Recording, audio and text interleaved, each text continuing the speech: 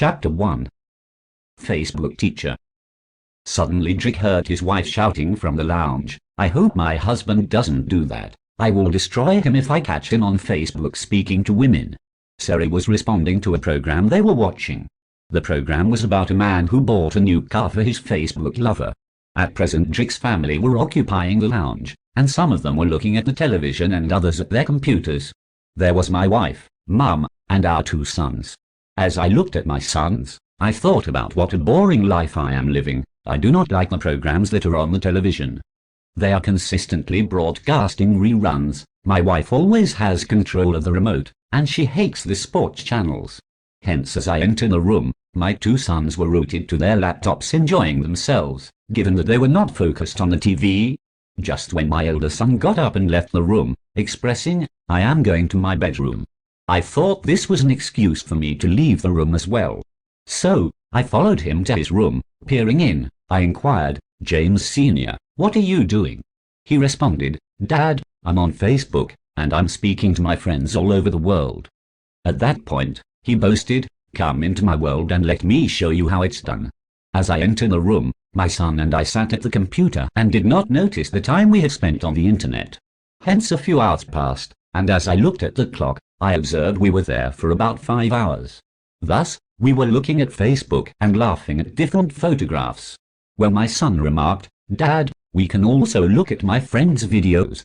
Hence Drick replied, "Son, that's a great idea." Then moments later I heard a loud beeping sound on the computer. It startled Drick, as he questioned, "What is that?" James explained, "That's my friend, Jane," pointing to her photo on the computer. Then he added, "She's video calling me." Drick inquired, "What is video calling?" James expressed, "That is when you could speak to each other via video. Hence you can see yourself and your friend at the same time on a computer." So, I sat for a few minutes watching James and his friends speaking. Just when Drick thought, "I have a great idea. I will go to PC World tomorrow and buy a laptop so that I could speak to some of my old school friends." Drick expressed, "My son, this would be great to speak with my cousins in America and all over the world." Afterward, James described, "You have to join Facebook, then a program called Messenger will allow you to speak to people via video and audio." I expressed, "James, would this computer be costly?" He responded, "Yes, Dad, you need to get one with the best cameras built in." Then James looked at me and stated, "Dad, I could tell you exactly which one you need to buy, and it is labeled Intel 11. This will allow you to speak to your friends on videos for a very long time. Then you won't have to worry about Mum trying to mourn at you, and we could lock ourselves in my bedroom and speak to anyone for as long as possible." Just then James jokingly remarked, "My friend John's dad speaks to his old school girlfriends, but his wife doesn't like it, so you will have to be careful with Mum being in the room when you are on the computer." Drick began thinking of where I can go and use my computer without my wife interrupted me. I just remembered I had built a room at the back of the house, and it was called the man cave, and I could go in there and use the computer. So, the next day, Drick went to PC World and bought himself the most powerful laptop with built-in cameras. On my way home, my heart was beating so fast because I was about to get cracking with my new internet lifestyle. As I got home and parked the car in the garage, I was about to remove the box with the laptop out of my car boot. Well, my wife opened the door and inquired, "Hello Drick, what do you have in that box?" I replied, "It is just an old box I need to throw away." So I swiftly tucked the computer into the vehicle and closed the boot. Because I know if my wife sees me with a brand new PC, she will ask me where I got the money to buy a new laptop. At that moment, I strutted into the house and demanded, "Can I have some food to eat?" I did this to distract my wife's attention from the laptop. Waiting until about 9 p.m., then I went to the boot of the car. Thus, removing the computer, then hurriedly sneaked it into my man cave. The man cave was a room Drick had built behind the house from an old garage. The cave was equipped with a Wi-Fi system, heating system, and was well lit. I could feel my heart pounding. I was extremely nervous because I could not operate a laptop by myself. Hence, I would need to enlist the help of my son James, who has immense knowledge about laptops, but I must do it when my wife is not at home. Later that evening, Drick began unpacking his laptop and was admiring how thin it was for a computer. Then I noticed a small glass in the middle of the screen. My PC resembles my eldest son's laptop. In the act of inspecting the laptop, I observed a built-in camera. So early the next day, I went to my eldest son James' room and pleaded, "Can you please teach me how to use the computer? But we will need to visit the library in the next town. Thence, your mum and your little brother James will not be able to disturb us." James looked at me and stated, "Dad, this is going to cost you." As I responded, "How much money?" James declared, "I don't need any money, but I need a new GoPro camera." Drick glanced at James and expressed, "Those cameras cost about £500 each." He just looked at me and shook his head and walked away. Then he blurted out, "That is the deal, Dad." Thereby, I agreed to buy him a new GoPro camera the following week. As James turned and glared at me, he stretched out his hands and commanded, "Do we have a deal, Dad?" In return, I reached out and shook James' hands, then responded, "Yes, we do." So later that day they went back to the house and got James's computer and returned to the library. As James sat in the library, I told him to excuse me. "I will be back in a minute." Drick rushed to the boot of his car and took out the laptop and returned to the library where James sat. At that moment, James raised his head and queried, "What's that you have in your hands, Dad?" I responded, "Please be quiet. Do not let your mum know that I have bought myself a laptop." Drick added, "James, you will have to promise me not to tell her." James replied, "Okay, Dad, that's not a problem, but it will cost you." Consequently, James and I went to the library for the next 7 days, so he could teach me how to use my computer. I was not happy because I had to pay my son for my tuition, and now, he is my highly priced Facebook teacher. Chapter 2. Almost caught. Hence, as I awoke, still feeling tired because I was in my man cave until 3 a.m. on my computer. In addition, it was a gloomy Saturday morning, and the weather was awful. The wind was blowing heavily, and the rain was pouring. Thus, my wife decided that we required food in the house. Then, Sari stated, I would be going to the supermarket to do some shopping. I quickly agreed with her because I knew this would be the best opportunity for me to be on my laptop. I remarked to my wife, "When you are going shopping, could you take James Jr. with you, please?" Because Drick did not want James Jr. to be at home because he would disturb him while he is on the internet. And he also loves to go shopping with her because she would buy little toys from the supermarket for him. As I glanced across the dining table, I could see James Sr. looking at me and smiling. I hurriedly looked at him, placing my finger to my mouth, hence motioning him to be quiet. Because if my wife had any idea that James Sr. and I would get up to mischief on the internet, she will cancel the shopping trip today. Henceforth, I made breakfast for everyone and helped my wife to get her shopping trolleys ready. Afterward, I dressed James Jr. and sat him in the lounge. Moments later my wife entered the kitchen and placed her hands on my forehead, saying, "Let me check your temperature, my husband." Then she continued, "Drick, something is wrong today, but I don't know. Today you seem to be a perfect husband." I laughed and responded, "Okay, let me help you to the car." At that moment it began to rain, so I opened the umbrella. My wife stated, "You're up to something dodgy, but let me go shopping first, and I will speak to you when I return home." As Sari entered the car, she then reversed out of the garage. Thus, I hurriedly grabbed my laptop from the boot of my car, placed it into a plastic bag, and ran through the rain to my man cave at the back of the house. As I got there, I plugged in my laptop and linked it up to the Facebook site on the internet. This program allows you to meet and see most of your school, college, and university friends. James Sr. had taught me how to link other friends. Then when your friend reply, you can go into their friends folder and meet more friends. Afterwards, I sat there trying to figure out the whole internet network and how to connect with people all over the world. But I did not realize how long I was there because I could hear a banging on my man cave door. It caused me to be startled, and it was James Jr. saying, "Dad, Mum wants you to come and help take the shopping out of the car boot." I thought to myself, my wife seems to have gone into the supermarket for about 5 minutes, now they are back. So, I quickly hid my laptop under my sofa in the man cave. Afterward, I ran into the garage to the boot of my wife's car to help with the shopping. Then my wife asked, "Where were you and what were you doing?" I ignored her and was trying to get the heavy stuff out of the boot of the car. I looked at my wife and replied, "Sorry, Sari, I was in my man cave." At that instant, she blurted out, "Doing what?" I responded, "Sitting in there relaxing on my phone." Just then I grabbed the 3 bags and the trolley from the boot of the car and hurried into the house. Then I returned to collect and carry the other bags into the house. My wife looked at me and remarked, Drick, for the last 3 weeks you have been acting strange. Can you tell me what's happening? I replied, nothing is going on. So Drick waited until his wife and their son James Jr. fell asleep from their shopping adventure. Afterward, he rushed towards his man cave. While exiting the door, I noticed James Sr. in the lounge rooted to his computer. So, I called his mobile and told him to contact me on my computer if his mum wakes up. Drick continued out of the back door, through the garden, and into his cave. Then he sat on his computer, trying to see how many friends he could link up on the internet. Not realizing the time he had spent on his laptop, he was in the cave for about 3 hours, and it was now midnight.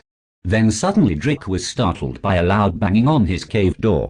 I could hear my wife's voice saying, "What are you doing so late in your cave?"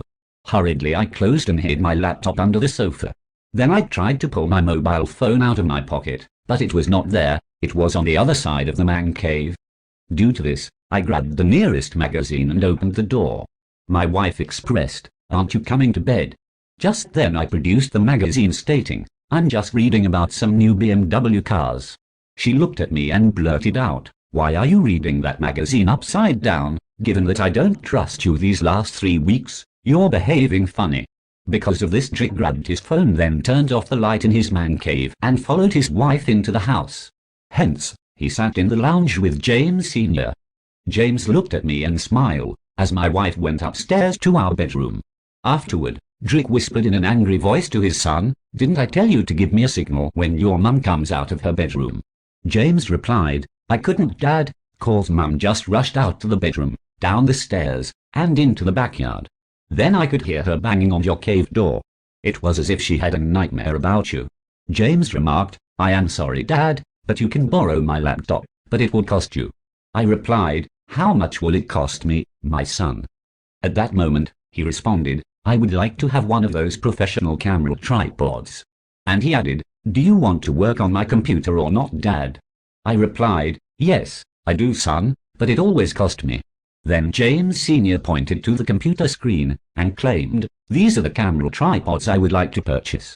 Drick replied, "That tripod will cost me £200, and this internet venture is becoming very expensive."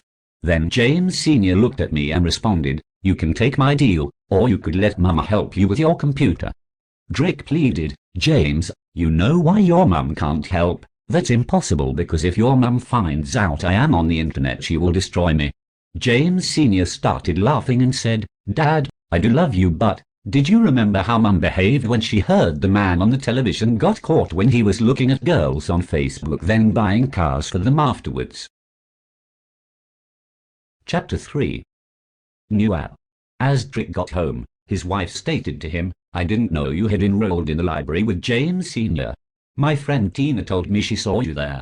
I replied, "Yes, I was there with my son because it's a nice quiet place to use your computer." Sari turned to me and remarked, "I hope you're not going to be similar to that guy on TV." So Drick responded, "What guy on the telly?" acting as if he didn't know what his wife was speaking about. Sari continued, "The man the broadcaster reported about when he was caught cheating on his wife with people on Facebook." He replied, "My wife, I will never do that to you." Drick began pondering, because he only wanted to meet old friends from his school, college, and university. Sari remarked, "I am watching you," as she pointed and strutted away into the kitchen. So that evening I decided I wasn't going to the man cave. Thus, I spent the evening with my wife and Mum sitting in the lounge watching boring television programs while my 2 sons were sitting at the dinner table, and they seemed to be rooted to their computers. Just as I glanced at the table, my son James Sr. and I made eye contact. Then he pointed towards me and started laughing. Afterward, he blurted out, "Dad, are you okay?" Thus, I looked at my son, smiled, and sarcastically responded, "Yes, sir, I am fine." Early the next day I remember I had a meeting at about 11 a.m. because every Monday I have a meeting with my senior members of staff. Then Drick quickly ran into his man cave to retrieve his laptop and placed it into the car boot before his wife could see it. After this, I hastily went into the house and said goodbye to everyone. Next I entered my car and sped off to work. As I arrived, I saw my friend Dean Saunders entering the building with 2 cups of coffee.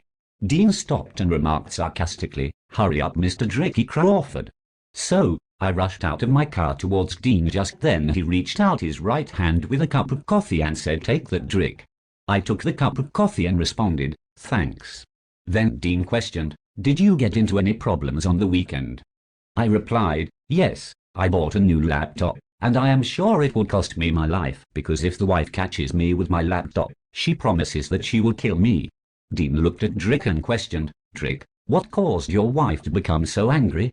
Drick responded, "Dean, you should have seen how my wife behaved when she saw a show on the TV. It was about a man who cheated on his wife with women he contacted on Facebook."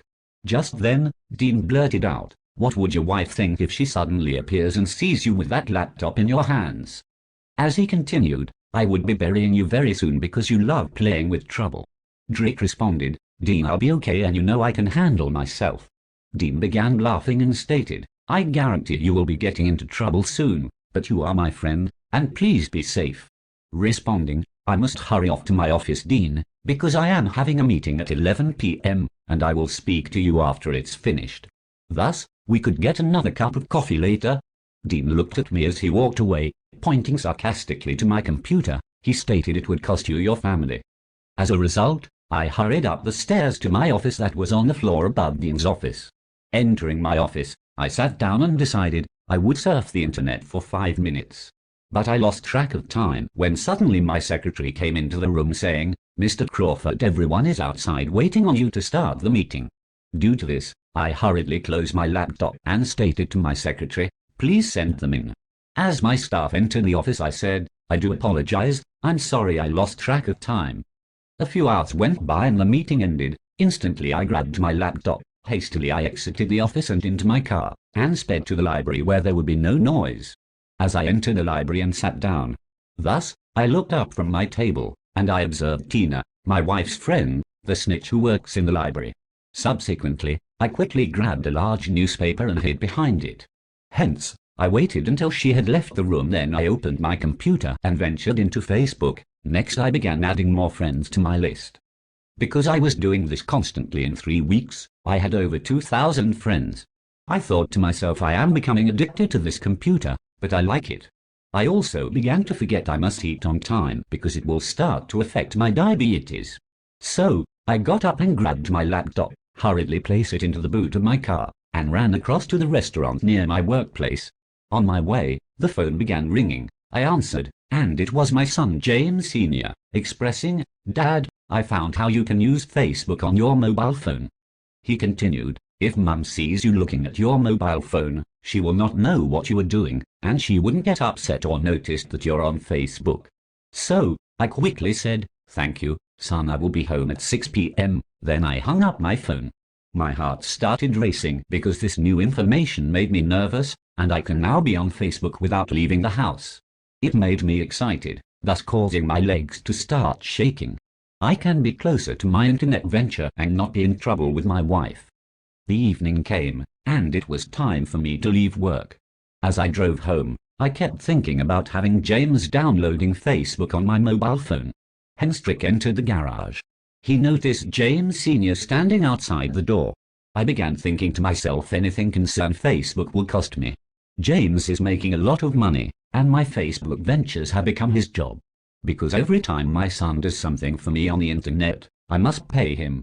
As I exited the car, James Sr. said, "Good afternoon, Mr. Drick Crawford." I thought my son is genuinely nice to me because he is earning a lot of money. Thus, he immediately stated, "Dad, this work will cost you, and can you please give me your mobile phone so that I can download Facebook on it?" Drick asked, "How much would this job cost me, son, and how many times do you need to get paid per week? You will be soon making as much money as I earn in a year." James Sr. smiled and uttered, "Everyone has to pay for another person's knowledge, or you can allow yourself to get caught by Mum, and you know that wouldn't be nice." Chapter 4. Contacting my ex. My wife's phone began ringing. As she answered, it was her friend Tina, who worked at the library.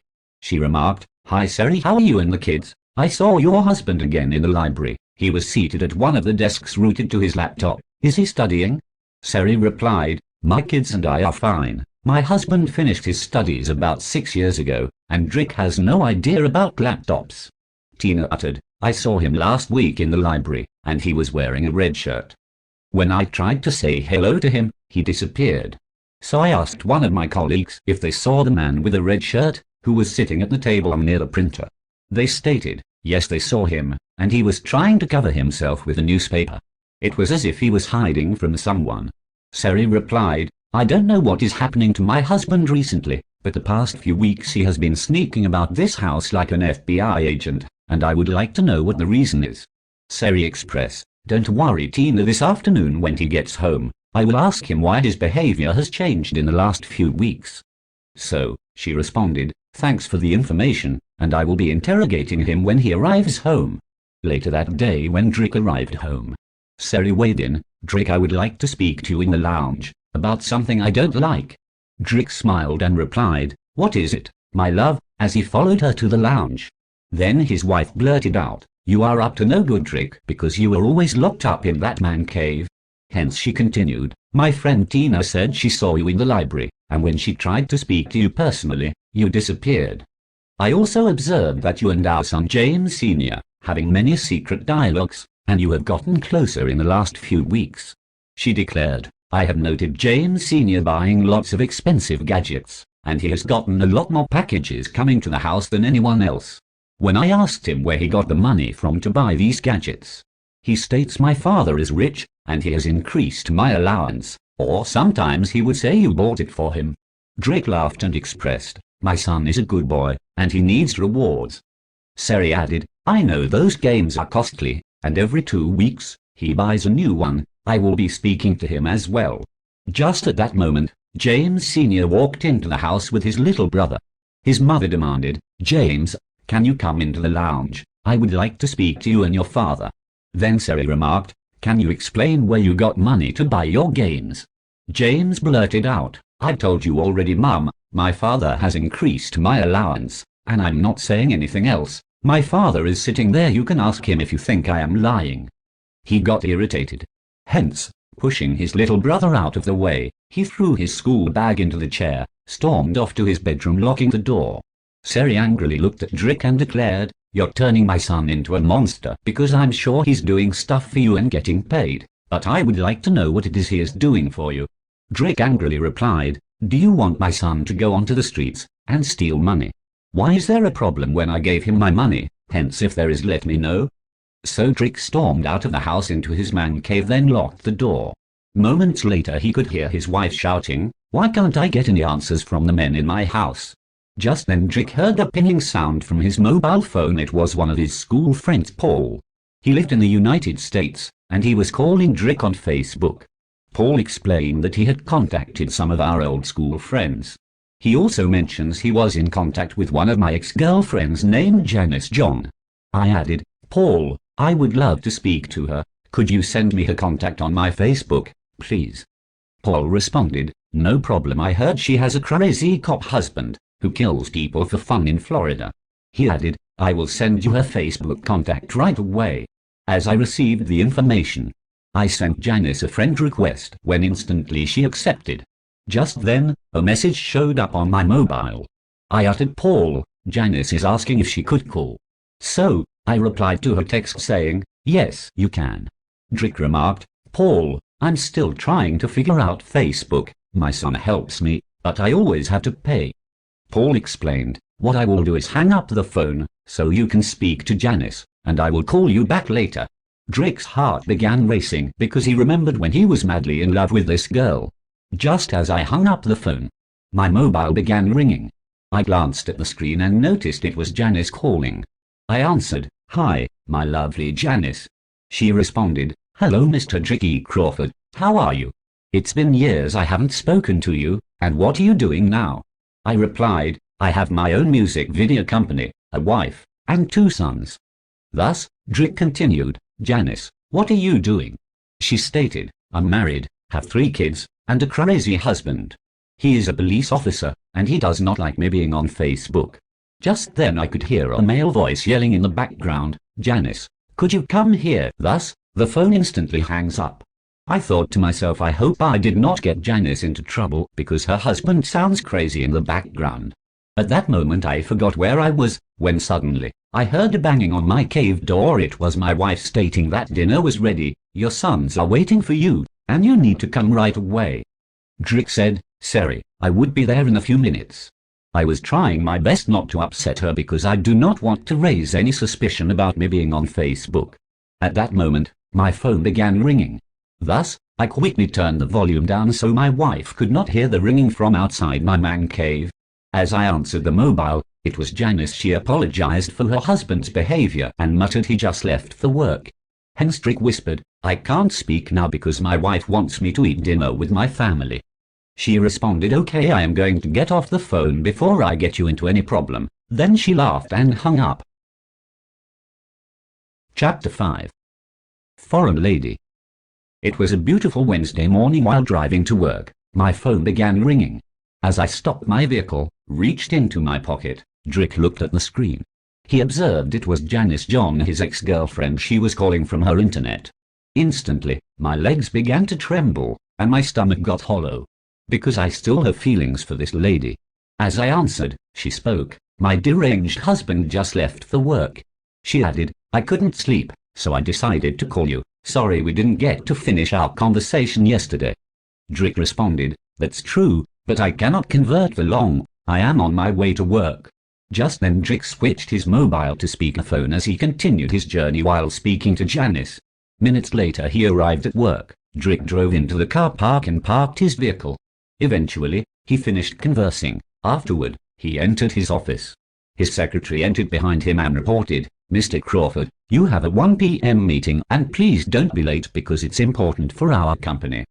As I glanced at the clock on the wall, noticing it was an hour before the meeting started, I thought I would quickly be able to call Janice on Facebook, while sitting at my desk not looking at the time, conversing with her for about 30 minutes. Hence, we were laughing and talking about our olden days at school. Just then I glanced at the clock and expressed, Janice, I will have to finish this conversation tomorrow because I need to take my lunch before my 1 p.m. meeting. At that moment, Janice remarked, switch to video on your mobile, I want to see you.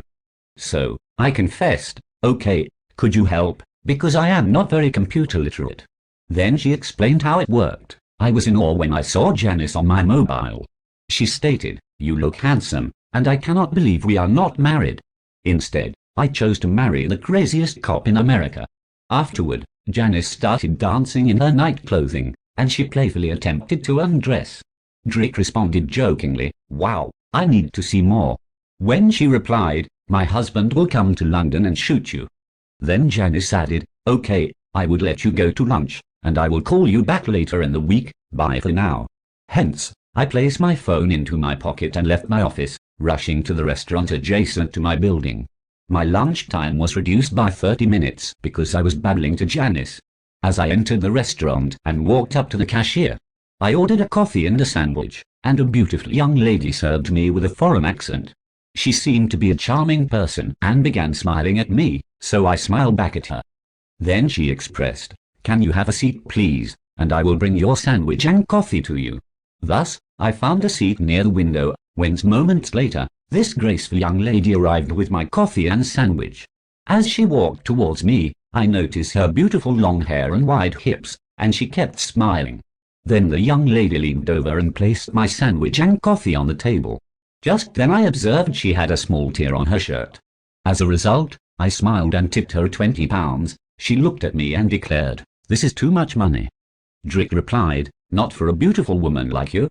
So, she whispered, thank you in a broken English accent. Then I asked, which country are you from, and what is your name? The young lady replied, I am from Brazil, and my name is Rita Sosa. I responded, my name is Drick Crawford, and please don't forget that. Rita uttered, one of my friends in the restaurant, said that you are the best man that comes to the restaurant. Then she looked directly into my eyes and asked, Mr. Drick, would you like to be my friend? I became instantly nervous and felt my legs shaking under the table. She declared, I don't have my phone. So, Rita reached over and took my phone from my hands and mentioned, I am a member of Facebook. Hence, she made a friend request from my phone to her Facebook. Miss Sosa smiled, turned around and tucked the £20 that I had given to her into her back pocket. I observed as she walked away, Rita looks perfect from behind. My heart began pounding because she seemed to be about 19 years old. I thought this is going to be difficult because Rita is working so close to my workplace. I knew there was going to be trouble. So Drick hurried back to work, cause his meeting was due to start in about 4 minutes. The staff meeting began and ended about 3 hours later. As I glanced at my phone, I noticed there were 2 missed calls from my wife. Then Drick received a text message stating that his wife needed him to buy some groceries from the shop on his way home. I thought to myself, my wife normally does the shopping, now she wants me to start doing the shopping before I go home. I pondered, that is unusual, but I knew she is trying to occupy my time and finding a way to trap me. As Drick left his work, he went directly to the supermarket and bought the products on the list his wife had sent. As I entered the house, my wife expressed sarcastically, "Thank you very much, you have done great." As Sarah kissed me, she questioned, "How was your day?" Drick replied, "It was good. I had an exceedingly long board meeting." Then Drick hugged his son James Jr. and asked, "Where is James Sr., Mrs. Crawford?" She responded, "He has gone to his karate classes and will be home later in the evening." She added, "I have baked some pastries, and they are in the oven. You and James Jr. can have some to eat, but please leave pastries for James Sr. and I, because my wife did not trust James Jr. and me." Hence, she went to the oven and took out some of the pastries and placed them on a plate, and put them on the table for James Jr. and Drick to eat. While sitting at the table with my son, my phone began ringing. I froze because I thought it could be the lovely Brazilian lady Rita Sosa, whom I met this morning, or maybe it could be Janice from America. My wife blurted out, "Whose phone is ringing?" Just at that instant, James Jr. jumped off his chair and grabbed my phone. Suddenly I leaped up like a rocket, because if my wife finds out who is calling, I will be in big trouble. Hence, James Jr. got scared and ran to his mother, giving her my mobile to answer. Thus, I stood there as if I was hit by a 10-ton truck and began feeling very dizzy when my wife answered and remarked, "For you, it is your son James Sr." I breathed out heavily, because I was relieved, and took the phone from my wife. Drick smiled and remarked, "Hello son, what's happening?" James Sr. stated, "My karate class is finished. Could you come and pick me up?" I replied, "No problem, I will be there in 20 minutes. My wife looked at me and declared, "You are guilty about something. You almost killed my son rushing to answer your phone." Sari asked, "What are you hiding?" I smiled and stated, "I'm expecting an important call from overseas." Chapter 6. Introduced to her parent. As Drick arrived at work, parked his vehicle, thence he hastily crept into his workplace. He was trying his best not to be seen by the young lady who worked in the restaurant adjacent to the office. Thus, he was afraid of interacting with Rita Sosa.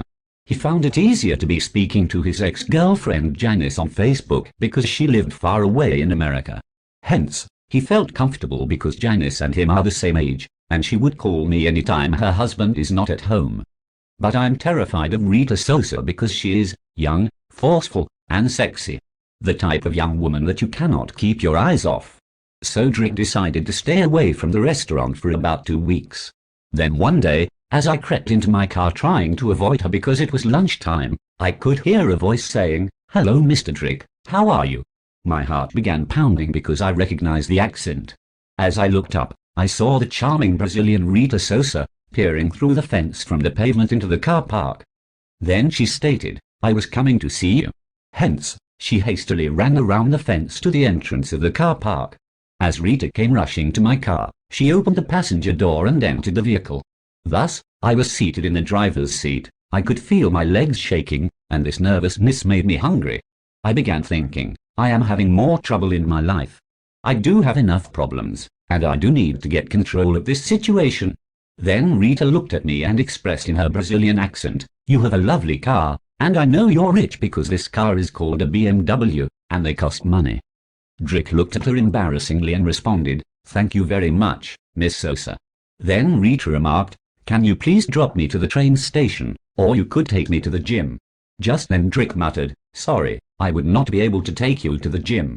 I'm going to a meeting, and I cannot be late." Rita replied, "Okay, could you drop me at the station, please. Then Rita Sosa declared, my friend Jasmine who works at the restaurant stated you are a handsome man, but I didn't know you were rich as well. Rita then added, I would like to have a boyfriend like you, Mr. Drick. She asked, what do you think? Right away, Miss Sosa smiled and pulled her red skirt up about 4 inches so I could see her lovely legs and red underwear. Rita demanded, do you like what you see?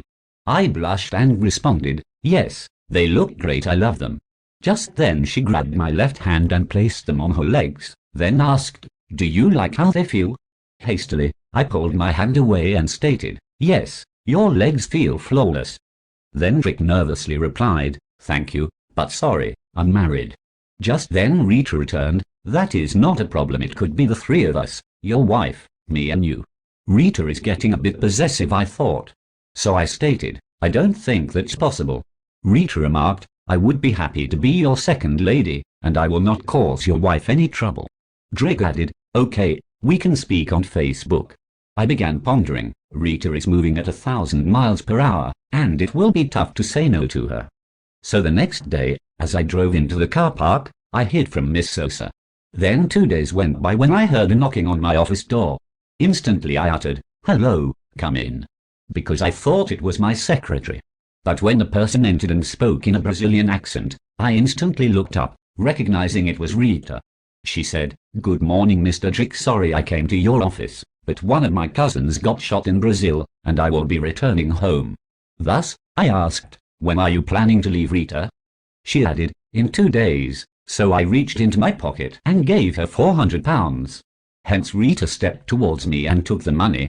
Afterwards, she kissed my hands and remarked, thank you. I will be back in 2 weeks. Hence, she turned and hurried out of my office. As I sat behind my desk, my secretary entered my office and stated, Mr. Crawford, you will be in some serious trouble because that young lady loves you and she will not let you go easily, and I could see it in her eyes. Drick smiled and responded, oh no, we are just friends with benefits. Then my secretary looked at me, shook her head and declared, okay sir, do you want to bet me any amount of money? She'll be back in this office when she gets back. Drick smiled and responded, no. A week went by when I noticed Rita's picture on my mobile phone. I had accidentally clicked on the screen and called her. She answered and said, how are you? It's very nice for you to call me. Drick replied, I am fine, so how is your cousin feeling? Rita remarked, he is feeling better, Mr. Drick. Please switch your phone to video so you can speak to some of my family. So I switched my phone to video, and right away, I saw 2 ladies on my screen. Rita began boasting, this is my English boyfriend, and he has plenty of money. Then she stated, say hi to my mother and my grandmother. Cause I did not know how to speak Portuguese, I just waved my hand and said, hi. So they returned by waving their hands and saying hi. I could not believe Rita introduced her mother and granny to me saying I was her boyfriend. Then Rita blurted out, I really love you, thanks for calling, and I will speak to you again. Thinking this is a costly mistake and how could I fix it? As I finished work, then drove home, said hi to my wife and children. Well, my wife stated, you don't look well. I replied, no, maybe my diabetes is making me unwell again, and I am going to sleep after I have eaten. Thus, I knew it was not my diabetes. Drick was beginning to worry about the pace at which Rita was moving. So, the next day as he went to work, Drick bumped into his friend Dean Saunders, who uttered, how are you? Then he added, I saw you from the window when you were carrying that young Brazilian girl somewhere in your vehicle a few days ago. Drick laughed and remarked, Dean, you would not believe what has happened. Yesterday I accidentally called a young Brazilian lady on Facebook. So, she answered, thinking I deliberately called her. Dean replied, oh no, you did not remember she went to Brazil.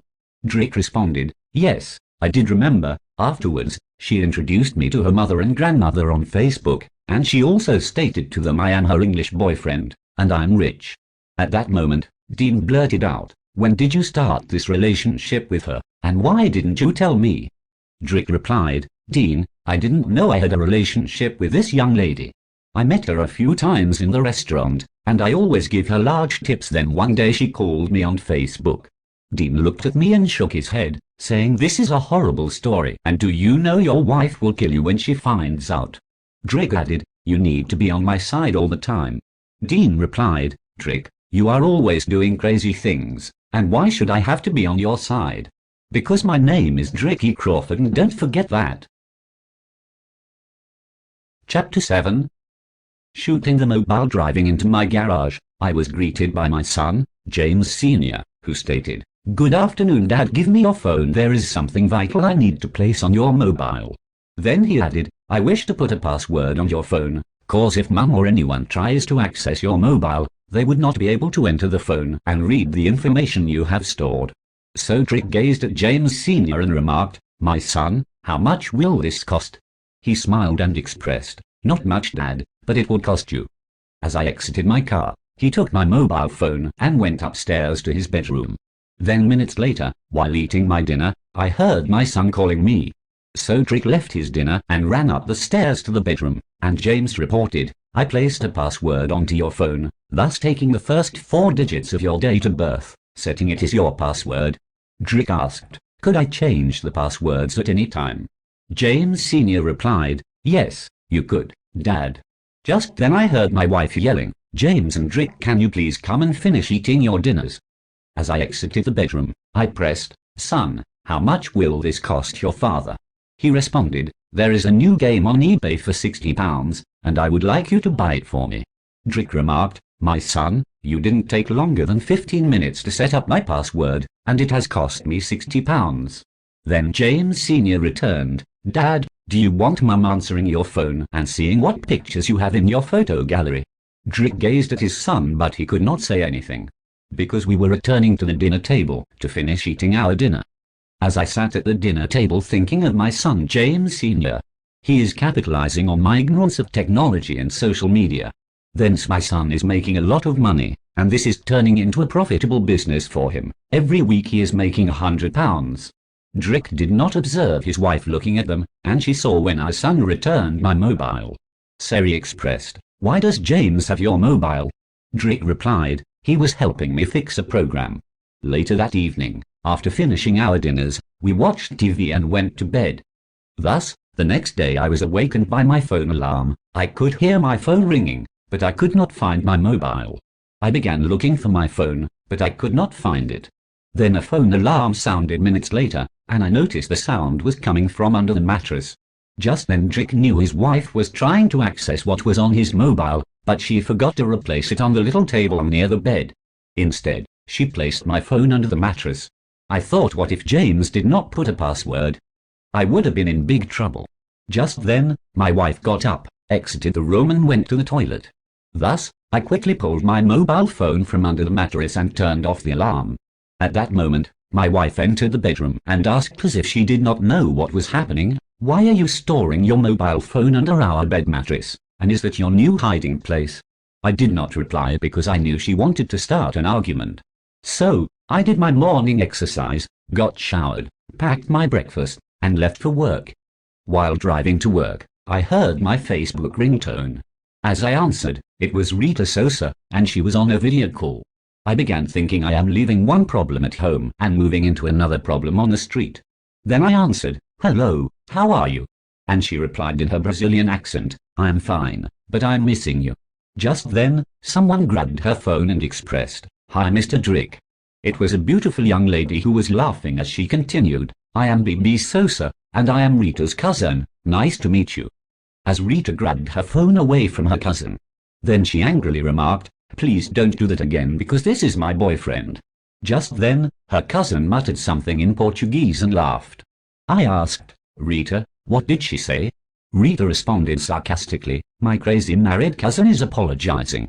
I don't like her because she is always trying to steal my boyfriends." As Rita angrily remarked, she did this before and thought it was funny. Rita added, "I cannot afford for her to be stealing you away from me." So Drick expressed to Rita, "I can't speak to you for very long, because I'm about to park my car and go into the office." Then she returned, "Okay, I would speak to you later." As we finished the video call, my Facebook alerted me that someone made a friend request. To my horror, it was BB Sosa, Rita's cousin. So, I nervously accepted her request. Then instantly she sent me 3 photos of herself on the beach. Just at that moment, I recognized that she was better looking than Rita and have a shapely body. As I exited my car and my Facebook started ringing again, I thought it was BB Sosa. But I observed it was my ex-girlfriend Janice John. She was calling from America. As I answered, she said, "Hi Drick, switch to video," so I did. Then she started dancing and singing as if she was going crazy. I tried to calm her down by asking, "How are your children and your husband?" She replied, "My children, they're asleep. They would not be awake for the next hour, and my husband has gone to work." Just then, I could hear a door open and someone shouting in the background, "What the hell are you doing?" It was a man's voice. It was her husband. So Janice suddenly stopped dancing and expressed, "I was exercising." Instantly, her husband noticed the phone and recognized she was dancing for someone. He swiftly took out his firearm and shot directly into the phone. At that moment I was exiting my vehicle. It startled me, causing me to drop my mobile. Realizing what had happened, just as I bent down to pick up my mobile, Drick began shaking nervously, so he left his mobile on the ground and stood up to regain his balance. All I could think about was Janice's safety, because I knew that on the other end of the line there was a crazy police officer shooting at mobile phones. Then I quickly got my balance and grabbed my phone. Hence my phone began ringing, and it was an American mobile number. As I answered, it was Janice saying that was a close one. I just told my husband that he is making a big mistake because I normally exercise in the morning to keep in shape for him. Then he calmed down, said sorry, and stated he would buy me a new mobile. After that, he rushed out of the house to his work. "I thought he would have shot you," Janice laughed and replies, "He loves my children in me."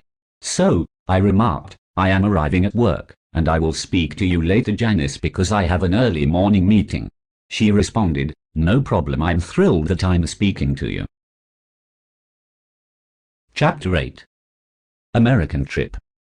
I was thinking about what a hectic life I am living while driving to work, when minutes later Drick arrived at his office and turned into the company's car park, deciding as he exited the vehicle to hurry across the car park in the direction of the diner, so he could purchase a cup of coffee and a sandwich.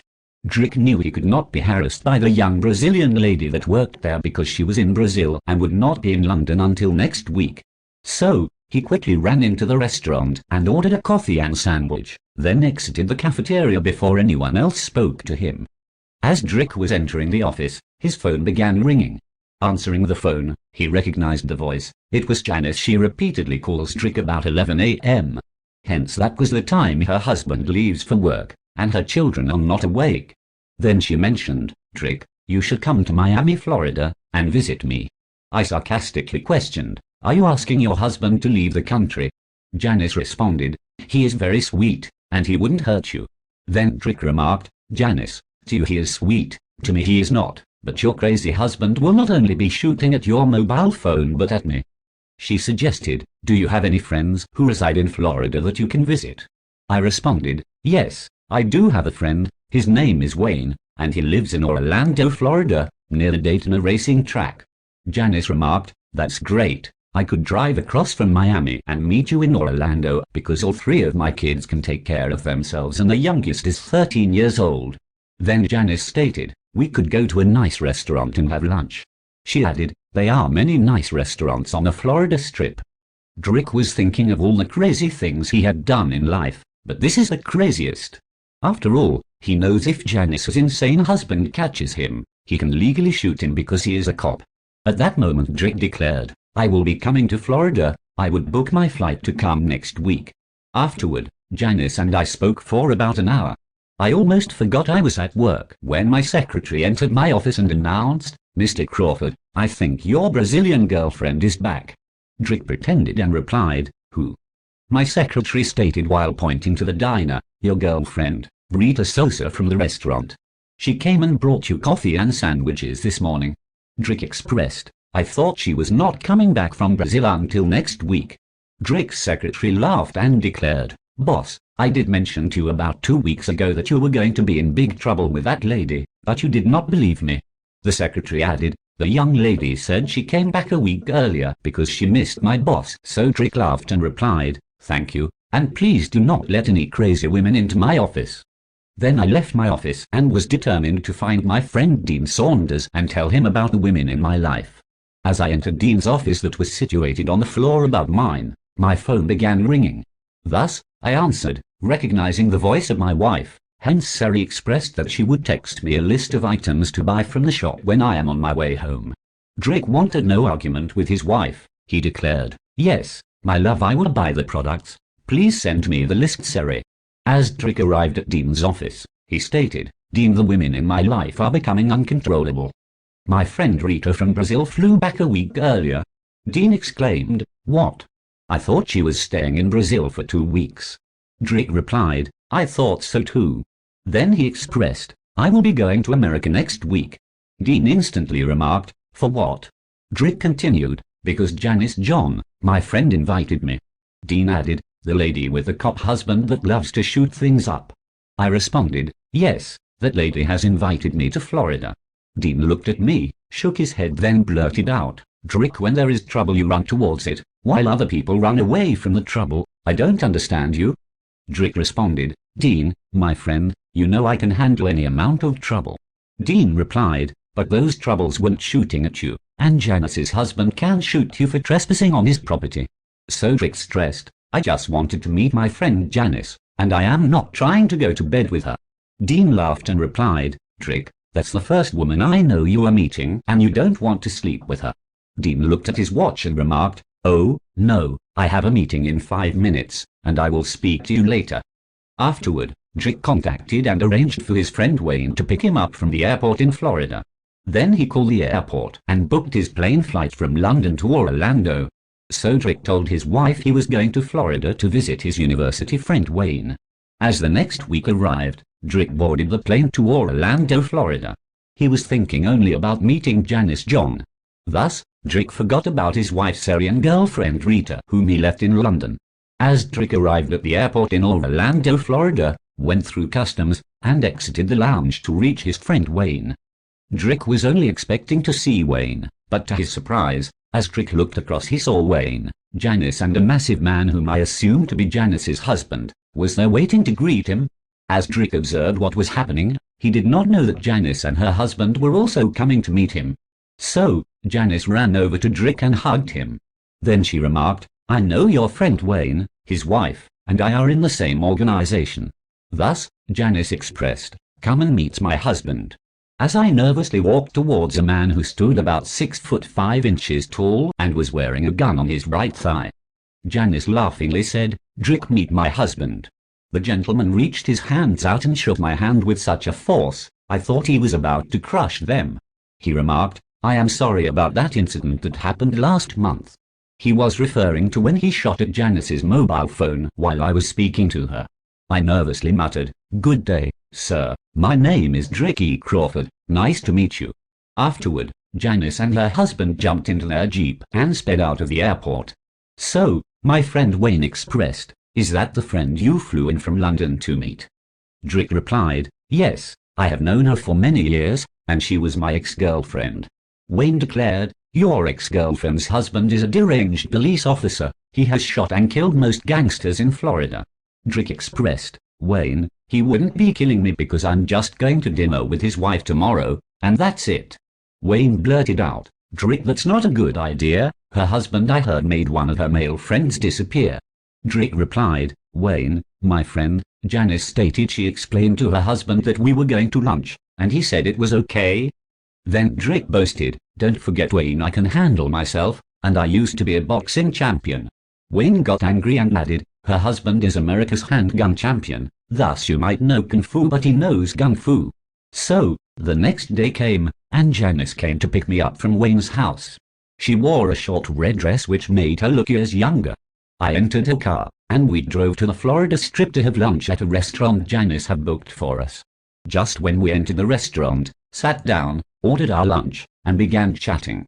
As I looked out of the window, when suddenly there was a huge truck turning into the car park. At this moment, I could hear Janice saying, "Oh, no, what is he doing here?" Thus, I replied to Janice, "What are you speaking about?" She replied, "My husband and his friends." Just then her husband stepped into the restaurant, accompanied by 2 other gentlemen wearing guns on their thighs. This caused everyone in the restaurant to freeze because they feared him. He looked directly at me, pointed and stated in a deep voice, "Could I have a word with you, mister, outside now?" Drick became scared and muttered, "Yes, sir." Then he follows them out of the restaurant. So, Janice's husband motioned me to follow him to the back of his truck when instantly, he punched me in the ribs. The crazy cop remarked, tapping the gun on his thighs, "If you try to hustle my wife, I will shoot you because she told me that you were her ex-boyfriend, and let things stay that way." As I smiled in pain, I muttered, "No, sir, I will not do anything to your wife." At this moment, Drick was in extreme pain and thought his ribs were broken. Afterward, Janice's husband directed him to go back into the restaurant and finish his lunch, adding, "You must leave America today because I will be watching you." So, I calmly walked back to the table where Janice was sitting. Then as I sat down, she noticed I was in some discomfort and asked, "Are you okay?" I laughed and expressed, "Your husband and I had an interesting conversation about London." Just then Janice's husband bent over gazing at me while he kissed her. Then he and his friend calmly walked out of the restaurant. I noticed the other customers looking very afraid as they left the restaurant. So, I continued eating and tried to be funny, but I was feeling immense pain in my ribs. We finished lunch and got into Janice's car. Hence, we drove back to my friend Wayne's house. As we arrived, I noticed there was a car following us. Janice tried to hug me as I exited the vehicle, but I pushed her away. Then I realized this might be the last time I would be seeing her, so I quickly hugged her and said, "Goodbye and please be careful." As Janice drove off, I noticed that the gentleman driving behind her was one of her husband's friend from the restaurant. As I entered Wayne's house, I collapsed into his chair with pain. Wayne and his wife rushed across to me and asked, "Do you want to go to the hospital?" I replied, "No, I'm a man, and my name is Drick Crawford, and please don't forget that." Just then Drick grabbed his phone and booked his flight back to London. Then he told Wayne what had happened in the restaurant. Wayne responded, "Drick, get out of Florida as soon as possible, cause your life will be in danger, and you will endanger the lives of my family." So, I said, "Wayne, I am very sorry, but I will be returning to London in 2 days. Hence Wayne responded, "I don't think you should see Janice anymore because her husband will try to harm anyone who knows you." The next day Wayne took me to the dating racetrack. As we enter, I noticed someone was following us everywhere we went. I was hoping and praying that I could have left Florida immediately. But I was lucky we had no problem at the track, and I enjoyed the races. Finally, the day for me to depart arrived. While Wayne took me to the airport, he began laughing and stated, "Drick, I thought you could handle yourself. I saw that you were scared of Janice's husband." Drick replied, "Her husband was heavily armed, dangerous and is way out of my league." Minutes later, Wayne dropped me off at the airport. As Drick went through customs, and he sat on the plane returning to London, he began thinking Facebook almost got me killed. Later, as he arrived in London and drove home, Drick was happy to see his wife Sue, who asked, "Why didn't you spend longer in Florida?" Drick lied to her and said, "I missed my wife and came back home earlier." Chapter 9. Jealous girlfriend. My stomach was still hurting from being punched by Janice's husband while on my trip. Early the next morning before I went to work, Drick visited the hospital and had an examination, then was told his ribs were just bruised but not broken. Afterward, he left the hospital and drove to work. Just as Drick parked his vehicle, exiting the car, he went into the restaurant and bought his coffee and sandwiches. As Drick entered the restaurant, he was greeted by a smiling Rita Sosa who expressed, "I missed you last week, Mr. Drick. What happened?" Then Drick replied, "I had to go to America for some business, but I spent only 3 days." Just then, Rita mentioned, "Have a seat, and I will bring your coffee and sandwich." So, I sat at my favorite table near the window when I heard my Facebook ringtone. As I took my mobile out of my pocket, I noticed it was BB Sosa calling from Brazil. Hence, I answered, and BB said, "Hi, it's Rita's cousin." Just at that moment, Rita came to deliver my coffee and sandwiches. Then she glanced at the phone, recognizing the person who was calling. As Rita saw her cousin's BB photo, she instantly became angry. Then she reached over, grabbed my phone, and stormed out of the restaurant. Hence, Rita began speaking in Portuguese with furious body language. Just then Drick exited the restaurant so that he could retrieve his mobile from Rita. She looked at me and blurted out as she pointed, "Do not be speaking to my cousin again." Rita added, "My cousin always likes to steal my boyfriends." Drick was embarrassed because all his friends in the diner saw what was happening and he did not want to go back into the restaurant. At that moment, he asked Rita, "Could you bring my coffee and sandwich to the office, please?" Afterward, he collected his phone from Rita and rushed across the street to his office. As I stepped into the car park, Dean stood at the entrance of the office looking. He remarked, "I could see you are in trouble again, and this is only your first day back at work from your trip." Then he questioned, "Why are you back so early, and for what reason was your trip shortened?" He added, "How was your trip to America to see your ex-girlfriend, Janice?" I responded, "Dean, it was not nice. My friend Wayne came to the airport to pick me up. But to my surprise, Janice and her husband were also at the airport." Dean blurted out, "What did you do?" Drick muttered, "Nothing, and then we went to lunch the next day." Drick continued, "Janice picked me up from Wayne's house. We went to a lovely restaurant near the Florida beach. Hence, as we sat at the table Janice had booked, I began enjoying the scenery. We were talking and laughing about some of the naughty things we did when we were at school. When minutes later, her husband walked into the restaurant with two of his friends. Dean, I could see all of them were armed because they were wearing their guns externally. Everyone in the restaurant froze as if they saw a ghost had entered the restaurant. Some people left their lunch and disappeared. Janice's husband took me outside behind his truck. After he was satisfied that no one could see us, he punched me in the stomach." Dean replied, "I told you not to go to America, but you told me Mr. Drick Crawford could handle himself, so what happened?" Drick returned, "I was scared he would shoot me, so I didn't do anything because I thought he broke my ribs." Just then Drick lifted his shirt and showed Dean the bruises on his ribs. Dean blurted out, "What did he hit you with?" Drick replied, "He had black military gloves on when he hit me." So Drick added, "Minutes ago I came from the hospital, and they said I just have a bruise on my chest but no broken ribs." While speaking, Dean and Drick entered the diner because it was lunchtime. At that moment Rita walked over to us and stated, "What would you gentlemen like to have for lunch?" So we placed our orders. Minutes later, Rita returned and stated, "Here you are," as she served us lunch. She smiled and expressed, "Good day, Mr. Dean," and strutted away. When suddenly she turned and pointed to me and remarked, "When I go to Brazil, I will kill that bee." Just then, my phone began ringing. As I answered, "Hello, my love." Because I answered my mobile and mentioned the words, "My love," this caused Rita, who feared her cousin BB stealing me, came rushing over to our table, grabbing my phone, as she glanced at my screen. Observing it was my wife, immediately she returned the phone and said, "I am sorry." Then she walked off towards the kitchen in her workplace. Dean, with a puzzled look on his face, stated, "My friend Drick, all your girlfriends and your wife are crazy, and one day they will harm you badly." My wife overheard what Dean said, and asked, "What is Dean talking about?" Drick muttered, "Do not worry about Dean, he is always moaning about something." Sari then gave me a list of shopping for the evening and hung up. As I got home and took the shopping for my wife from the boot of the car, I felt a sharp pain in my side. After I entered the house, I tried sitting in one of the chairs in the lounge, when I forgot that I was hurt. Drick slumped in the chair, wincing in pain, causing Sari and James Sr. to rush towards his aid and asked what is happening, so I responded, "Just a little pain in my chest from my diabetes." When my son James Sr. remarked, "Let me see what happened to you," Drick told him, "No." As my wife looked at me suspiciously, she shook her head, then she continued preparing dinner for the family.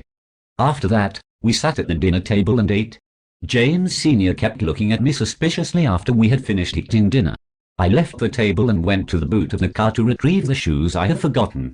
Hence, James Sr. followed me to the car, as I bent over to remove the shoes from the boot. He quickly lifted my shirt and saw the bruise on my chest and stated, "Someone attacked you, Dad, and you're not telling us the truth." Drick turned to James Sr. and remarked, "Please don't tell your mum, and let this be our secret." Just then, he blurted out, "It will cost you, Dad." Drick stated, "How much, my son?" Then James remarked, "A new video game. I thought the amount of money I am paying this boy, he will be a millionaire by next year." Chapter 10.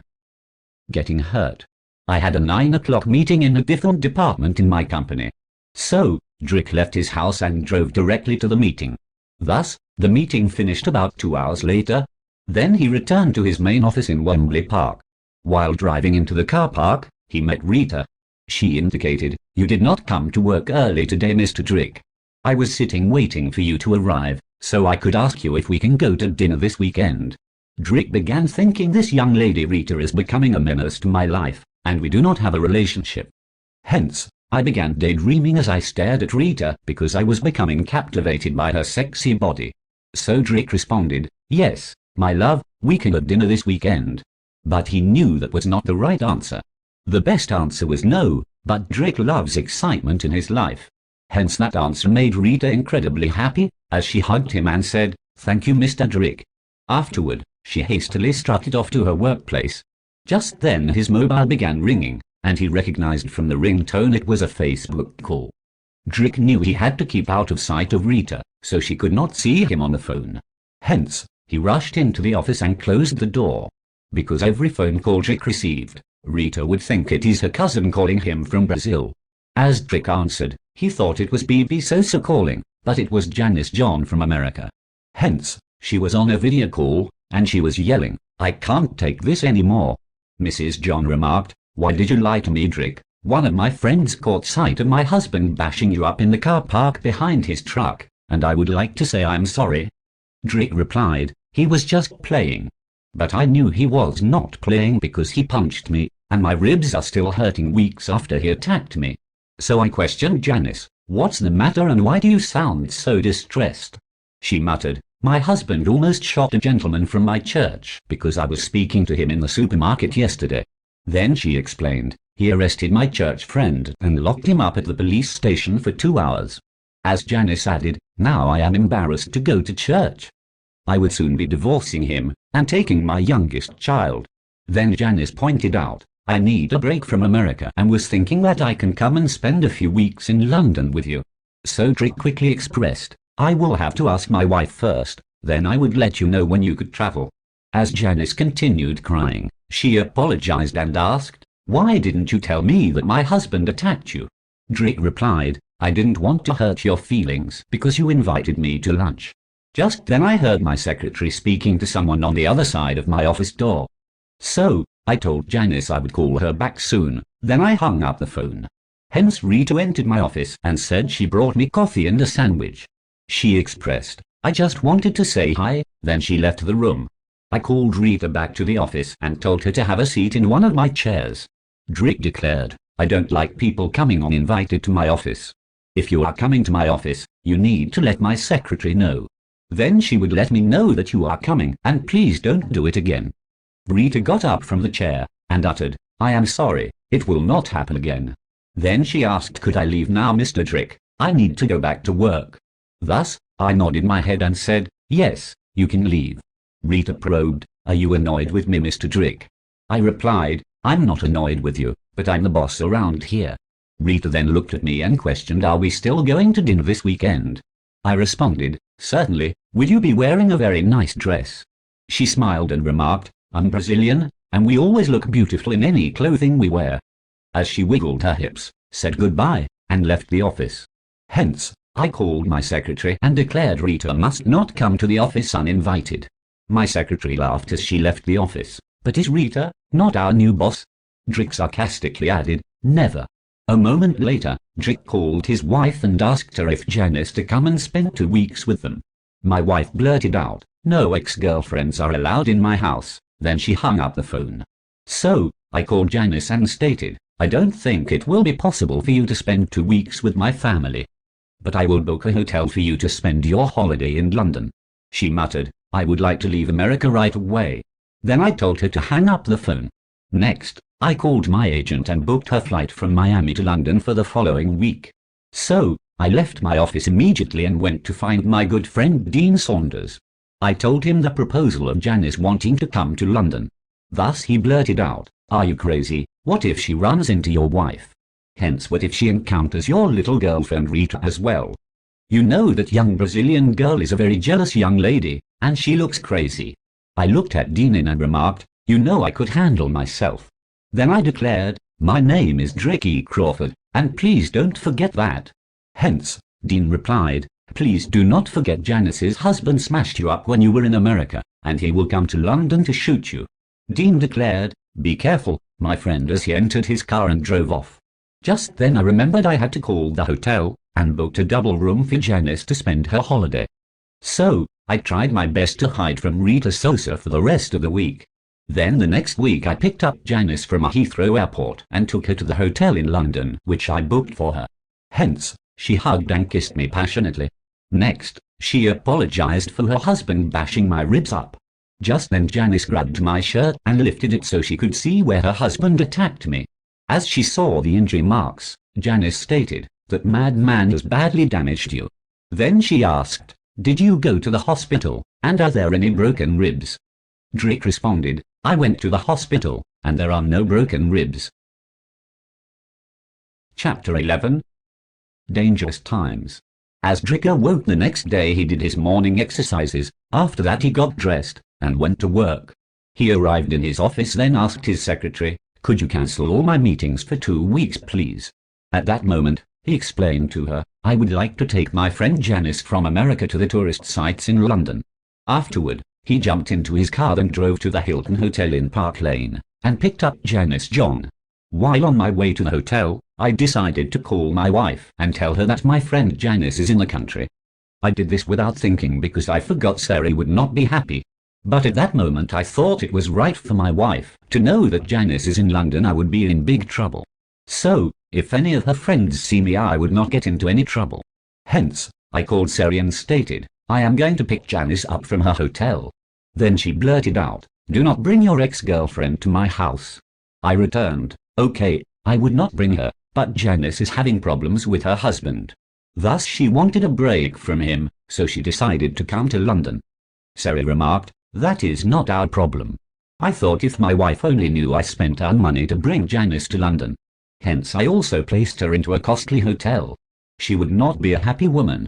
Drick knew his wife would ask why he has spent our money on another woman. Then, Sarah remarked, "That is fine, but please don't bring Janice to my house because she is your friend and not mine." So, I replied, "Okay, I would not." Minutes later, I picked Janice up from her hotel and took her sightseeing in London. Then we had lunch. Afterward, I took her to my office to meet the staff. Just as I drove into the car park and was exiting my vehicle with Janice, I heard some running footsteps of a female. As I looked up and saw it was Rita Sosa, who came directly to my car and yelled, "Mr. Drick, who is this lady?" I replied, "It's my friend from America. Her name is Janice, and we went to school together." Rita demanded, "I know that's not your wife, and what is she doing in your car?" I responded, "Rita, it is none of your business, and I am not your husband. Please don't try to embarrass me in front of my friends, or I would not speak to you again." Then Rita turned and strutted back to her workplace.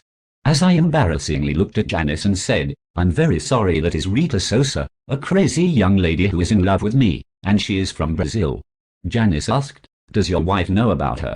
Drick muttered, "That young lady and I don't have a relationship, so I don't need to tell my wife about her."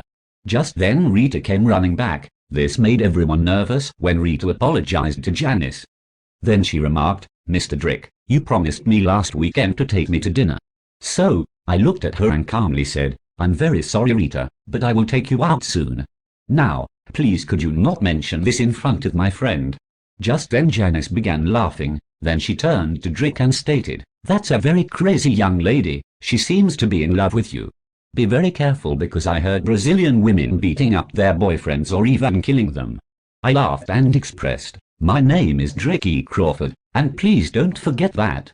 Janice continued, "Drick, you're still getting into trouble even though you are much older than when we were going to school." Drick replied, "All my life trouble has been following me around." Hence, we left the car park and entered my building. Thus, I took Janice into my office and introduced her to my staff. Afterward, Drick took Janice to meet his friend Dean Saunders. Dean expressed, "It is a pleasure to meet you." Then he added, "I heard your husband and his friends attacked my friend Drick." Then he laughed and stated, "Your husband didn't do an excellent job. He should have broken his ribs." Janice replied, "Drick, I do not think your friend Dean likes you. He's hoping that you get smashed up by my husband and his friends." Dean said, "Bye" to Janice and rushed off. Just as Janice and Drick returned to the vehicle, while entering the car, Drick glanced up and recognized Rita Sosa. She was standing at the restaurant's entrance gazing at him with her mobile in her hands. At that moment, the phone began ringing as Drick answered. It was Rita, who was calling on Facebook. Drick said, "Hello," but he did not remember that he was on speakerphone. Rita blurted out, "Tell that B don't F with my man." Instantly I stopped the vehicle in the middle of the car park.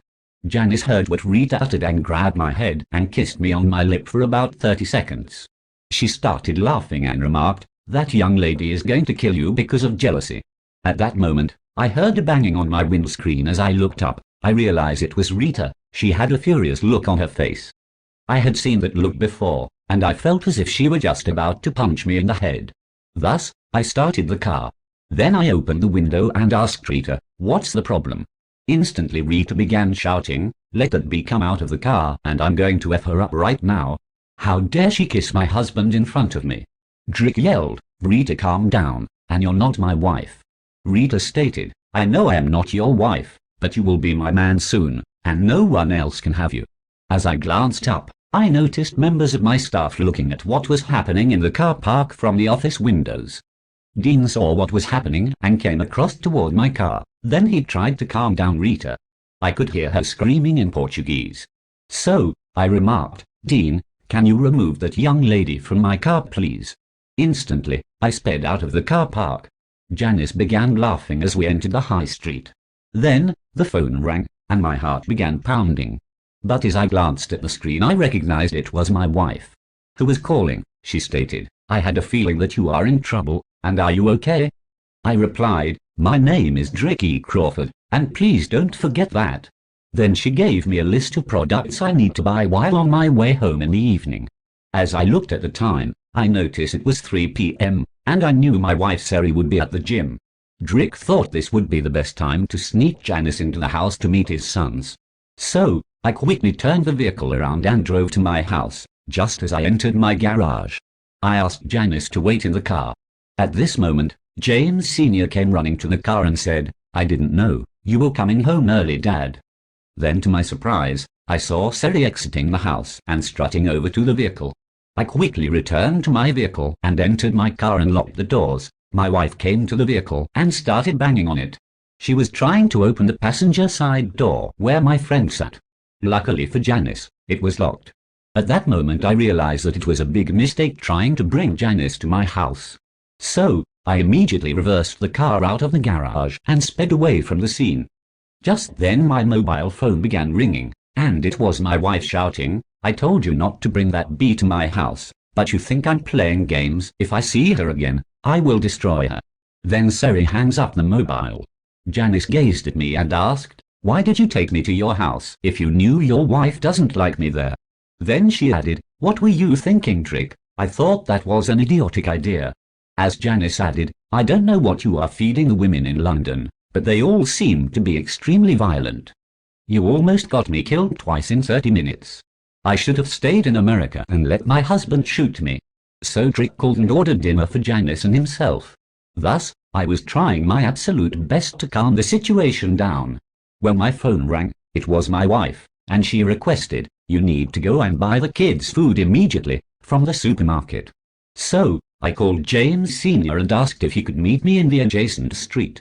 Then I quickly went to the supermarket, picked up the products my wife wanted and brought it back. As I parked in a nearby street, I called James Sr. to collect the bags.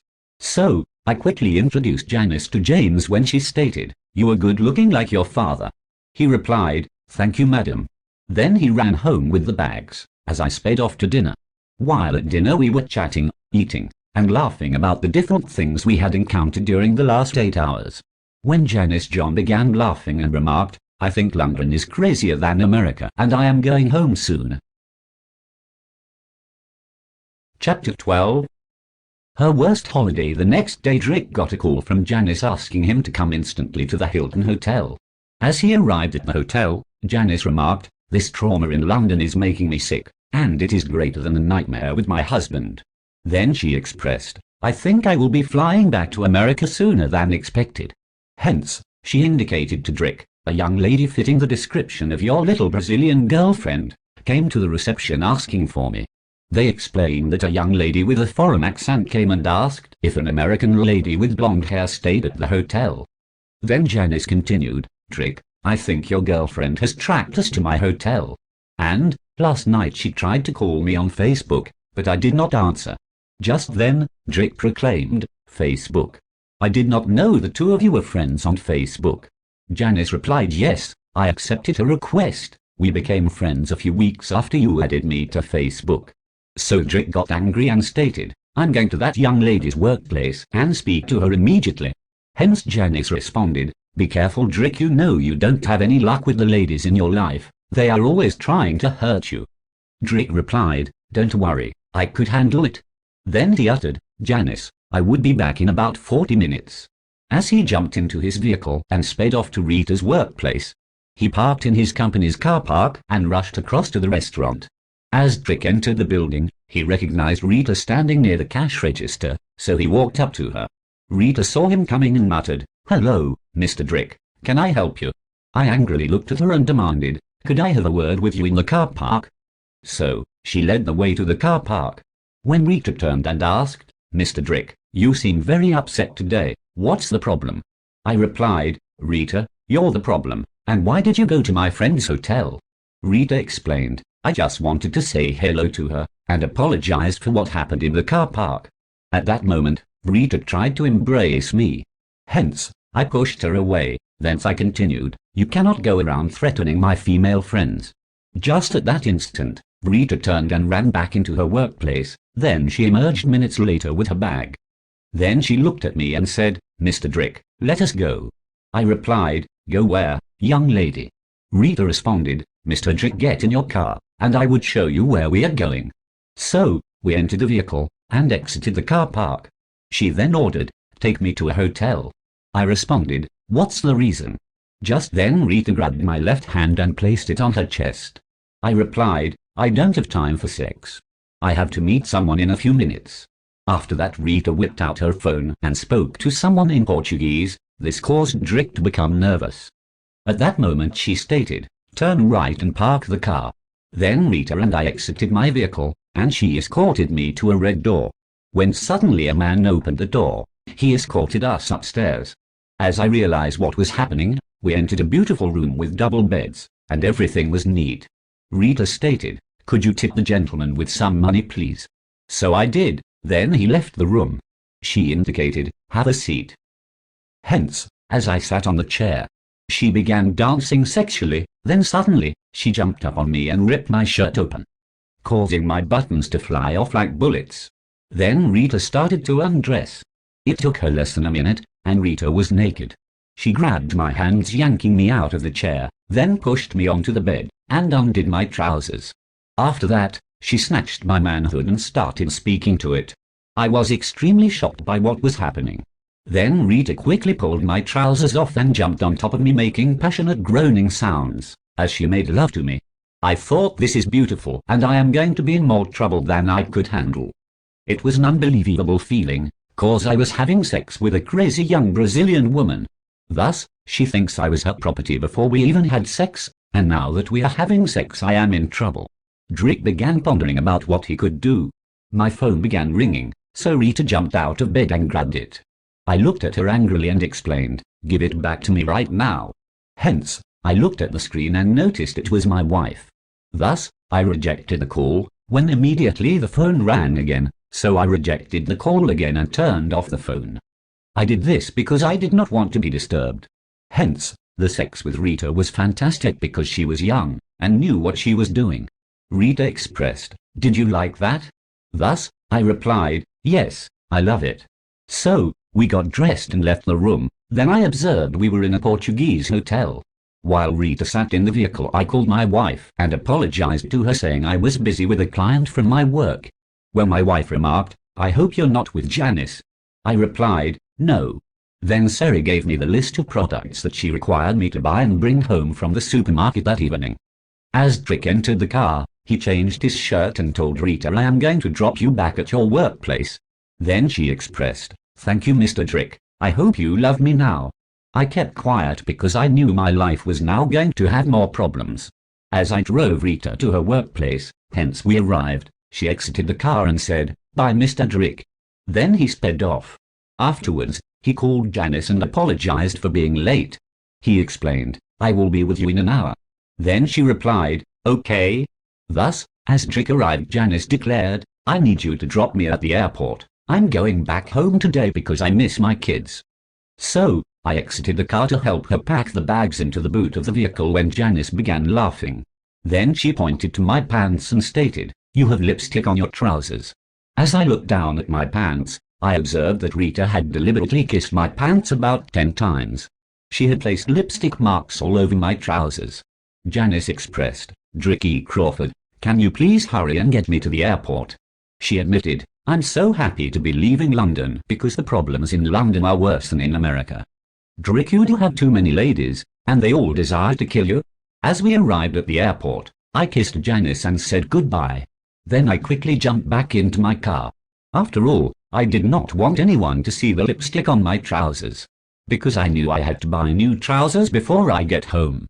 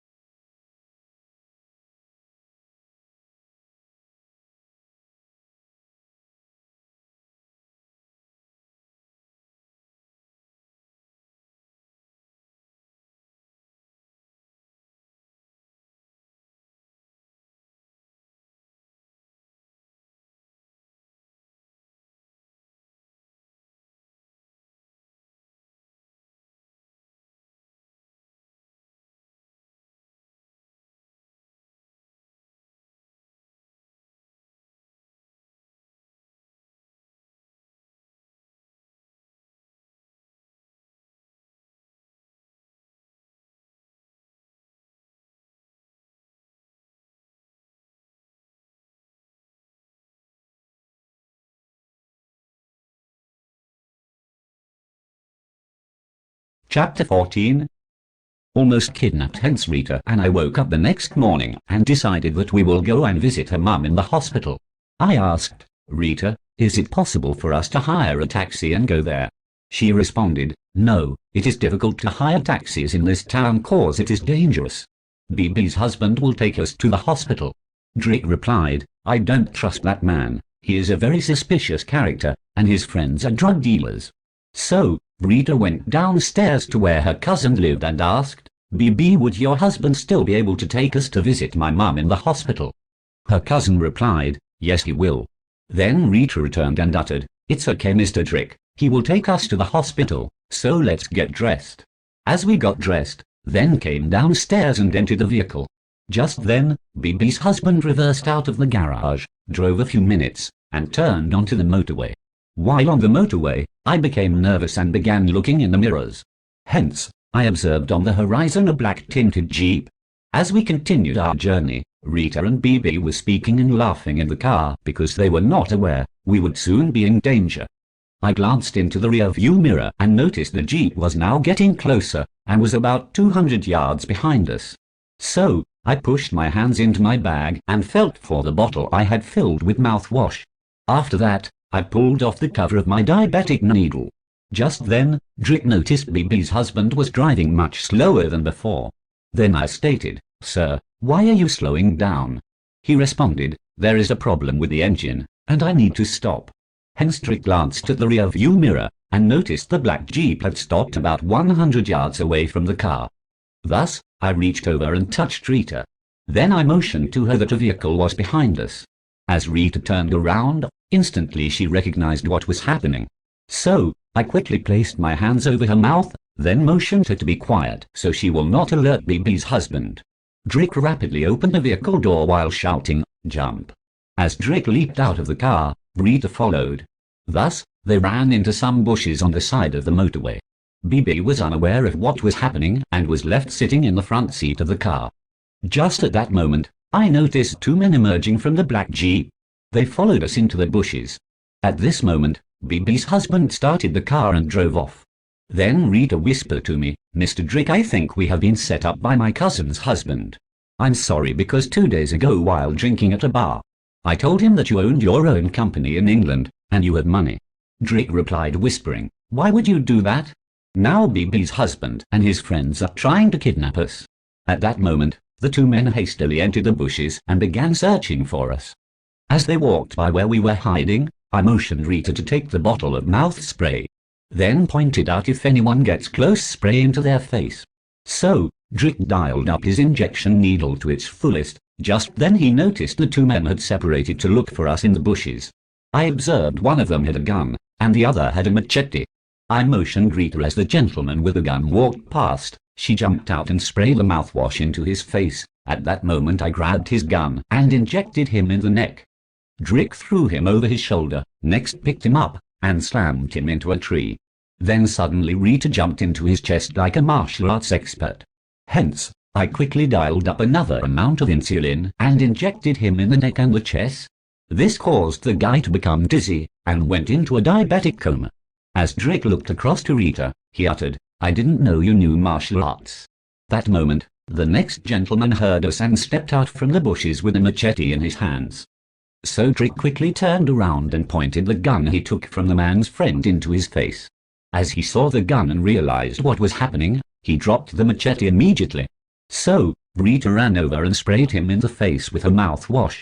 Instantly he dropped to his knees, rubbing his eyes. At this moment Drick clobbered him over the head with the gun.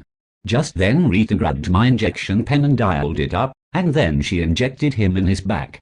It caused him to fall over. I noticed Rita grabbing some vines from the bushes, then she mumbled, we need to tie them up. After Rita tied the gentleman up, she whipped out her phone and called the police. Moments later, the police arrived, and Rita requested, can you please arrest my cousin's husband because he is the only person I told that my boyfriend has money. Then she added, he made plans with his friends who were drug dealers to kidnap us. As Rita and I stood at the side of the motorway giving statements, another police van arrived and placed the two men into the back of it and drove off. Hence, I noticed the Mercedes Jeep speeding off as well. Drick motioned to the police and pointed that is the jeep they were driving. Just then one of the policemen recognized what was happening. He jumped into the police car and gave chase after them. After giving our statement, 2 more police cars arrived. In one of the police cars sat Rita's cousin Bibi Sosa. She ran over to us and hugged me, saying that bastard tried to set you up. But the police came to the house, and they arrested him. Bibi Sosa stated, I am divorcing my husband because he and his friends tried to kidnap my cousin and her rich boyfriend. Just then, a policeman spoke to Rita in Portuguese. Then Rita pointed to one of the police vehicles and remarked, Mr. Drick, let's get into that car. As we drove to the police station, Drick told Rita, please do not forget we need to go and visit your mother in the hospital. The policeman understood English and responded, I will take you to the hospital to visit your mother. Afterwards, we can go to the police station and complete the reports.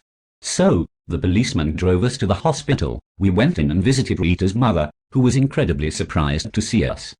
Drick told Rita, do not traumatize your mother by telling her what happened to us earlier today. Rita responded, okay Mr. Drick, I would not. As we left the hospital and were returning to the police station, Drick blurted out, oh, no, we forgot the medication. The policeman said, that's not a problem, you can give me the medication, and I would take it back to the hospital for the young lady's mum. Then Rita replied, thank you very much officer. As we arrived at the police station, Drick observed Bibi's husband sitting at the table with 2 police officers screaming in his face. Thus, I looked at him as we walked past, and he bowed his head in shame. Then Rita shouted something in Portuguese to him. We entered a room when a police officer came and spoke to us for about 30 minutes. As we exited the police station, Rita noticed her cousin Bibi was standing outside in the parking lot. When suddenly Rita rushed across the car park towards her, they almost began a fight. The police and I had to pull them apart. Next Rita spoke to the police in Portuguese. Then she took a mobile phone and made a phone call. After that she yelled, Mr. Drick, we will not be going back to that house because those people are thieves, kidnappers, and murderers. At that moment, a taxi pulled up in the car park outside the police station, and Rita motioned me to get in. We drove directly to the house and collected our bags. Then we went to a hotel. Rita began crying as she hugged and kissed me, saying, Mr. Drick, I brought you from London to Brazil to have a pleasant holiday. As she continued, these nasty people are trying to kidnap you for your money. I am sorry.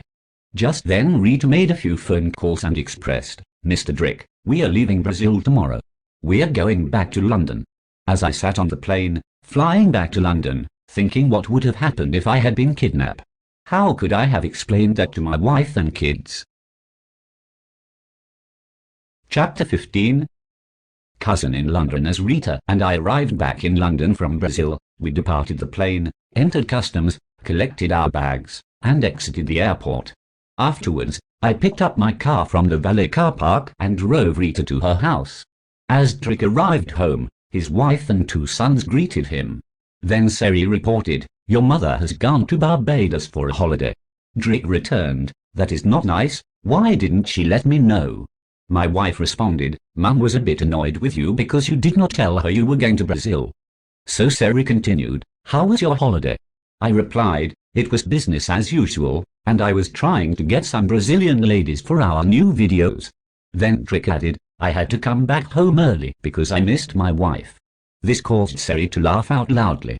Just then, James Sr. entered the lounge and uttered, Dad, excuse me. Then he motioned me to the garage. Thus, he explained, there is a program called Snapchat. It allows you to send videos and messages, then deletes it after it is read. James Sr. insisted, it is essential for you to have it. Then he added, I would install it for you, but you know there will be a cost, and I haven't made any money for the month. Drick thought sarcastically, my son the millionaire, is making more money again from his internet deals with me. I responded, James, how much is it going to cost me? At that moment, James replied, this deal is going to cost you £200, because I need to buy a new touchscreen computer monitor for my bedroom. Before I could reply, he took my mobile and went into his bedroom, then downloaded the Snapchat program to my mobile. Hence, minutes later he summoned me to his bedroom. Next, he sent a picture from the photo gallery on his mobile to my phone. As I received the photo in Snapchat, I looked at the picture, and 2 clicks later, it disappeared. James stated, "Mum would not be able to access your mobile phone and see if anyone sent you a text, photo, or video." So, I paid him his £200 in cash, collected my phone, and exited his bedroom. Drick could hear James shouting, "You're the best father in the world." At that moment, Sari overheard what James was yelling, and asked, "My husband, what was that about? Why is James singing you praises?" Drick responded, "I just increased his allowance, and he's pleased." Drick added, "Sari, you know money makes your son happy." So early the next morning Drick got ready and drove to work. Hence, he went into the restaurant and ordered his coffee and sandwiches. As he looked around, Drick observed Rita was not at work. Then, he asked a member of staff if Miss Sosa was working, and she replied, "Rita is not working today, but she will be tomorrow." As he emerged from the restaurant, he heard his phone ringing. He answered. Drick recognized the voice. It was Bibi Sosa calling him on Facebook from Brazil. She muttered to me in broken English, "I am very sorry for what my husband did to my cousin, and you here? And do you have a program called Snapchat on your mobile?" Drick replied, "Yes, I do. Why?" Then Bibi responded, "I would like to express how sorry I am by sending some nice pictures for you." So, moments later, my phone began beeping, and that notified me I had a message from Snapchat. As I opened the picture, I saw it was Bibi without bras. She was standing on the beach, smiling. Hence, she had the most beautiful pair of puppies. As I clicked the backup button twice, the photos disappeared. Then Bibi sent me a text asking me if I wanted to see more. Immediately I replied, "Yes, please." Instantly, a nude photo of Bibi appeared on my phone. I was nervous and became extremely scared if my wife or her cousin sees them. Just then I remembered my son James said that the photos would delete instantly. I tried to look at the photos again, to confirm they were not stored, but they had disappeared as James indicated. Now I knew that the photos were not saved, and there was not anything for Rita or Sari to see. So as Drick got home that evening, he went into his man cave. As he sat there all evening, looking at different pictures of Bibi on Facebook. She has sent him about 50 pictures that evening, most of them were her without bras. When suddenly the phone rang, it was Bibi. She expressed, "I was just speaking to my cousin Rita minutes ago about London." Then Bibi stated, "Rita said London is a beautiful city, and I would like to visit there on holiday." Drick replied, "No problem, I will purchase you a plane ticket." She blurted out, "Really, you will do that for me? Thank you, Mr. Drick." I responded, "Yes, I will." Hence minutes later, Bibi Sosa began sending me nude videos. Drick was enjoying the videos when the excitement came to a sudden stop. He could hear his wife banging on the man cave's door saying, "It's midnight, hurry up, we need to go to bed, and I'm waiting for you." Just then I quickly turned off my phone and exited the man cave. As I got into the house, my wife uttered, "What is it you were doing for 5 hours in that man cave of yours?" Drick lied as he replied, "I was looking at some of my company's music videos on YouTube." Moments later he fell asleep. The next day as Drick drove to work, thus entering his company's car park, he could hear some female feet running towards him. When he looked up, it was Rita Sosa. She remarked excitingly, "My cousin Bibi is coming to London soon." So Drick pretended he was not aware of what was happening and responded, "That is nice of her to come and visit us, Rita." Then Rita added, "My cousin said her new boyfriend has paid for her to come to London, but she would not tell me his name. She will be in the country next week." At that moment Rita gazed at me, and uttered, "When she comes to this country, I need for her to stay away from you." I replied, "You need to trust me." She replied, "Yes, I trust you, but it is my cousin that I don't trust." Later that day, Bibi sent me some more nude videos which I enjoyed immensely. Afterwards, I sent some money to Brazil via PayPal for Bibi. Then Drick called Bibi and warned her, "Rita will be an outraged woman if she knew I paid your passage for your holidays." Bibi stated, "I would not say anything to Rita, and I would act as if we were just good friends when I am in London." So, the week went by when my secretary entered my office and expressed, "You have 2 beautiful Brazilian women outside, boss." Drick replied, "Could you please send them into the office?" As they entered, I noticed how beautiful they looked, and I could see the family resemblance of broad hips and big bums. As Rita entered, she came over to me and kissed me on the lips. Then Bibi came over and hugged me. So, I remarked, "Welcome to London, Bibi." Just then Rita responded, We have to leave now. Sorry, we have a lot of things to do, and I just wanted to come and say hi to you, Mr. Drick. As they exited the office, I sat in my chair and began thinking of how I will be able to play this game. Because I knew that BB is trying her best to take me away from her cousin Rita. But if Rita knows what BB has planned, she could be killed or spending her holiday on the streets of London. Throughout the afternoon, I sat at my desk thinking about my best game plan for my 2 Brazilian women. Suddenly I remembered I had to get my wife some food for the house that evening. So immediately I went and bought my wife products from the supermarket, and as I entered my car my Snapchat notified me. I had a message stating, "When can we meet up?" and it was from BB. Chapter 16. Cousin's pregnancy. Drick's phone began ringing, so removed it from his pocket. Thus, glancing at the screen he recognized it was BB. He thought if Rita knew her cousin BB Sosa was calling me and sending nude photos, she would throw her out of her house. Thus, she would be spending her holidays on the streets of London. So Drick answered, "Hello, my special one." BB responded, in her Brazilian accent, "Hi love, how are you today? I'm going to work with Rita tomorrow at the restaurant. If you are working, can I come across to your office?" Drick thought tomorrow is Saturday and this would be genuinely nice. Because on Saturdays there are no staff members in the office and we would be alone. As I awoke, I was excited, did my morning exercises, and told my wife I have an important meeting to attend at my workplace. Drick expressed, "I will only be there for about 2 hours." So, I asked her did she want anything from the supermarket. Sari replied, "No thanks, I will be doing the shopping today." So Drick hurriedly jumped into his BMW 5 Series car. After that he drove to his workplace car park. As he looked to his right, he observed Rita standing outside her workplace with her cousin BB Sosa. I was excited and felt my heart pounding as I exited my vehicle.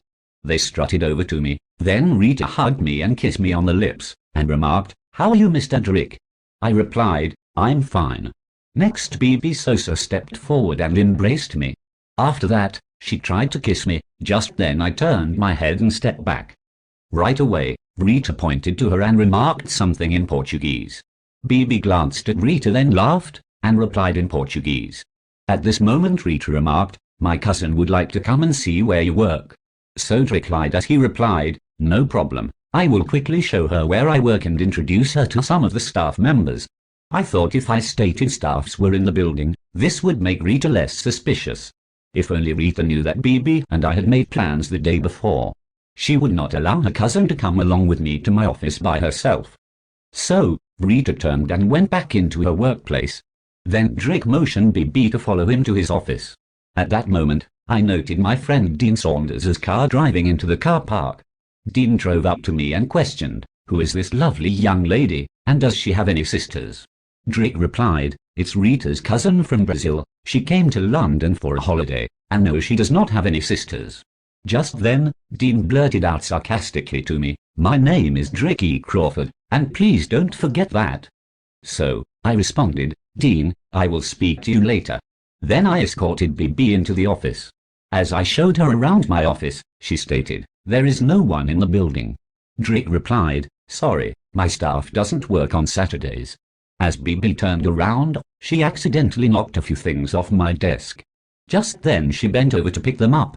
As a result, I observed BB was wearing a red thong under her red dress. Hence, I reached over and touched her bum. She turned around and questioned, "Do you like how they feel?" Just then, I replied, "Yes, they felt great." So, she passionately kissed me on the lips. Suddenly I swooped BB off her feet and placed her on my desk with her legs apart. It caused everything on my desk to go flying, and I was only interested in her lovely Brazilian body. Immediately, she unzipped my trousers, then jumped to her knees, and started speaking to my microphone. Afterwards, BB leaned over my desk and said, "Make love to me please, Mr. Drick." So Drick quickly inserted his microphone into BB's fruitcake, and they made love for about 10 minutes. She made me extremely nervous because she was screaming and moaning loudly. So, I hastily grabbed one of my chair cushions and stuck it into her mouth, keeping her quiet. At that moment, my mobile started ringing. It was her cousin, Rita. She was calling me to ask if everything was all right. So I gave the phone to BB, who spoke to her cousin then hung up. Instantly BB started fixing her dress and uttered, "I have to go back to Rita's workplace now." When suddenly she rotated, grabbing my manhood as she dropped to her knees. Hence BB quickly inserted my microphone into her mouth. As she was finished, she asked, "Did you like that?" I replied, "I loved it very much." Then I kissed her. We were about to leave the office. Drick noticed his office looked like a bomb site, because we had knocked over everything on my desk, making it into a bed. BB expressed, "Let's clean this up before we leave." Drick remarked, "No, leave it, it is not a problem. On Monday my secretary will get the cleaners to clean it up." Then BB and I exited my office and returned to the restaurant to meet Rita. As we arrived, Rita looked at me suspiciously and asked, "What took the two of you so long?" Then she looked at BB and declared, "I hope you are not trying to steal my man." When BB replied, "Don't forget, I told you I have a new boyfriend."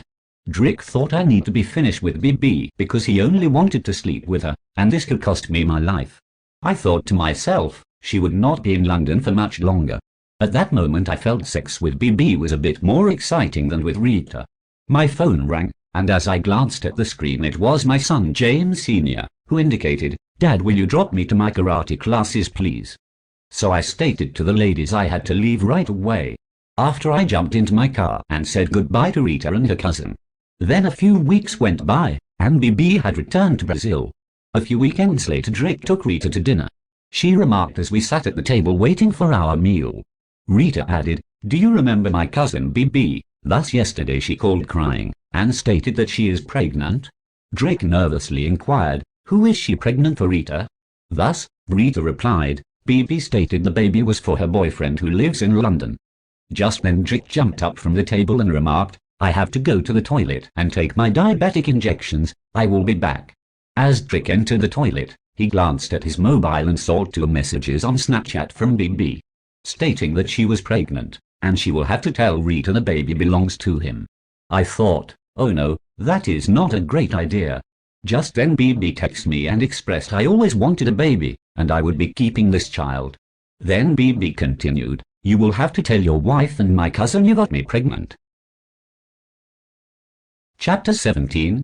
My lady's babies. As Drick arrived home that evening from his dinner with Rita Sosa, he was greeted by his mum who had returned from her holiday in Barbados. My wife Sari had made the family dinner. As we sat at the table, my mobile began ringing. Sari grabbed my phone and answered because she always stated that she could not trust me. At that instant, my heart began beating at a breakneck speed, because I thought it could be any of my girlfriends. Just at that moment, she turned and gave the phone to me and uttered, "It is your friend Wayne from America." So, I excused myself from the dinner table, realizing I was not in trouble. Thence I happily went into the lounge and began chatting to Wayne. Hence as I said hello, right away, Wayne asked, "Mr. Crawford, did you have sex with Janice John when she came to London?" Drick became shocked and replied, "No, I certainly did not. What has happened?" Wayne added, "Janice came to my house yesterday and told my wife that she is pregnant, and she thinks the baby could be her brother-in-law or yours." I remarked sarcastically, "My friend, you need to sleep with someone for them to have a baby." Hence Wayne continued, "But now Janice has disappeared, and at this moment her husband and his police friends are searching the entire country for her." As Drick declared, "Wayne, I am happy I didn't sleep with Janice. But I am still in big trouble because I got my girlfriend's cousin pregnant." Instantly Wayne blurted out, "What are you doing, Mr. Crawford? You are causing trouble all over the world." Then Drick added, "My girlfriend does not know that I have impregnated her cousin. Her name is BB Sosa, and I met her when she came on holiday to London." But the woman confirmed, she will be keeping the baby. Drick admitted, "I am scared that my wife and her cousin will find out." Then Wayne questioned, "What will you do, Mr. Crawford? I know your wife will always love you. But I heard the young Brazilian ladies had killed their men if they found out that they cheated." At that moment Wayne expressed, "Be careful, Dricky Crawford, I will speak to you later. I have a meeting to attend." Then he hung up. So, I went back to the table and apologized to my family for leaving them. Then I continued my dinner. After we had finished, I excused myself from the table.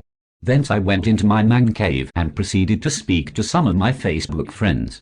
Suddenly my phone started ringing, and I recognized it was Rita calling on Facebook, but I hung up because I did not want to speak to her, so she called again. Drick became nervous and did not want to answer. Then he switched off his mobile. Minutes later he switched on his phone and recognized that Rita had called 10 more times. He placed his mobile on silent. Then Rita sent him a text saying, "I would like to speak to you urgently." So, I replied to the text, stating, "Could I speak to you in the morning when I come to purchase my breakfast?" Rita replied, "No, it's very important.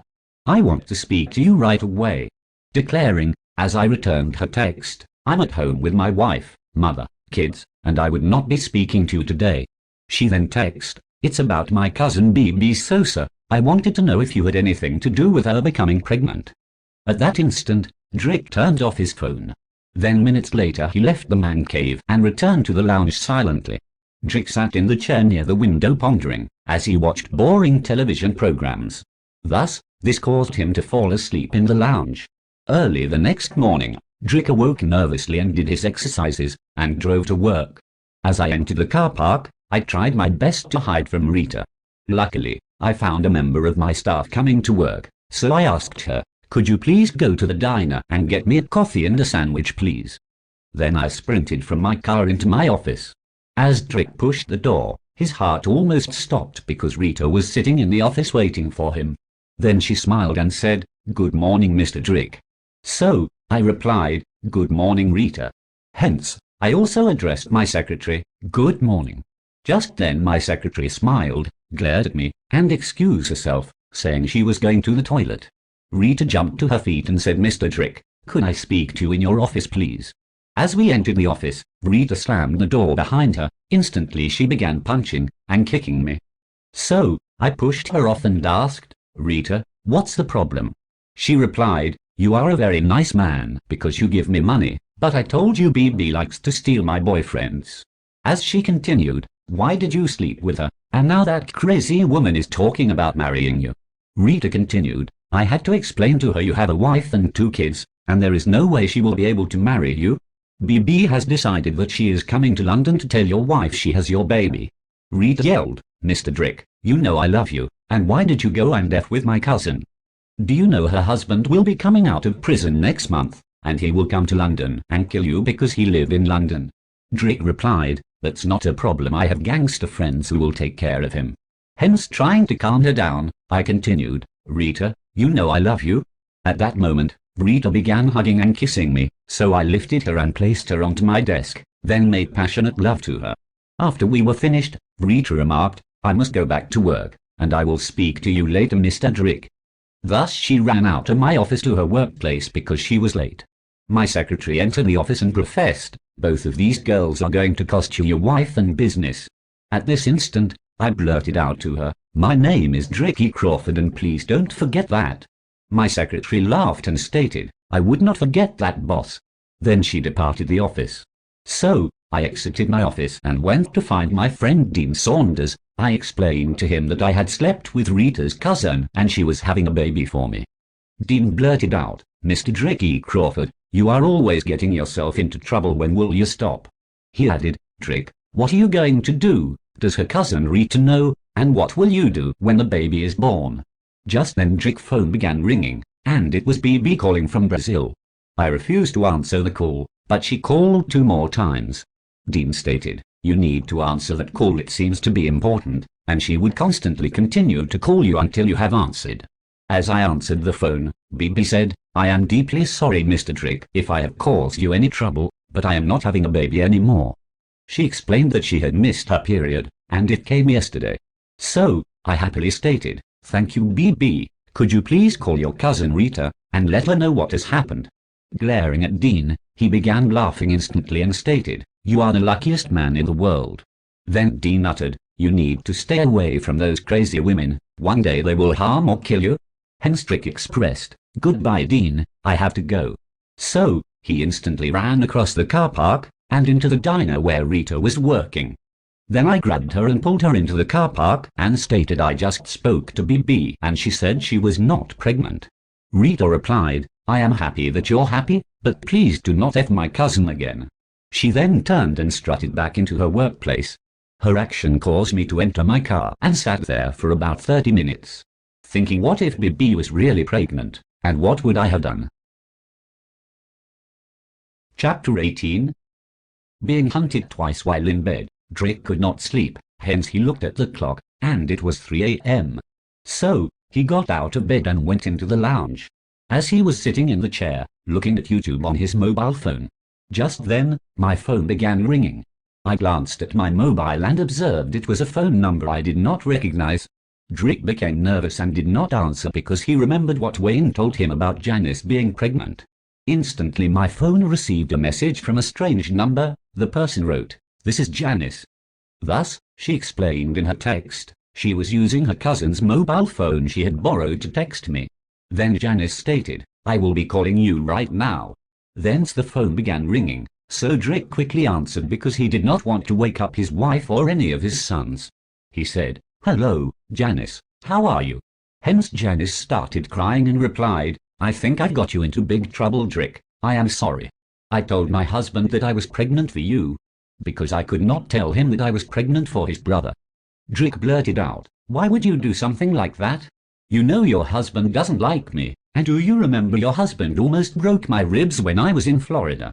Drick continued, "Janice, your husband is the best marksman in America, and he can kill anyone anytime he wishes. Yet you slept with his brother. Why, Janice, are you keeping the baby?" She then expressed, "I don't know what to do." At that moment, my Facebook began ringing, and I noticed it was Janice.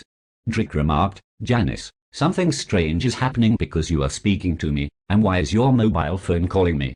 Then she uttered, "Do not answer please, because my husband stole my phone and is calling all of my friends to find out if they have seen me." So, Janice remarked, "Drick, if he calls you again please don't tell him you spoke to me."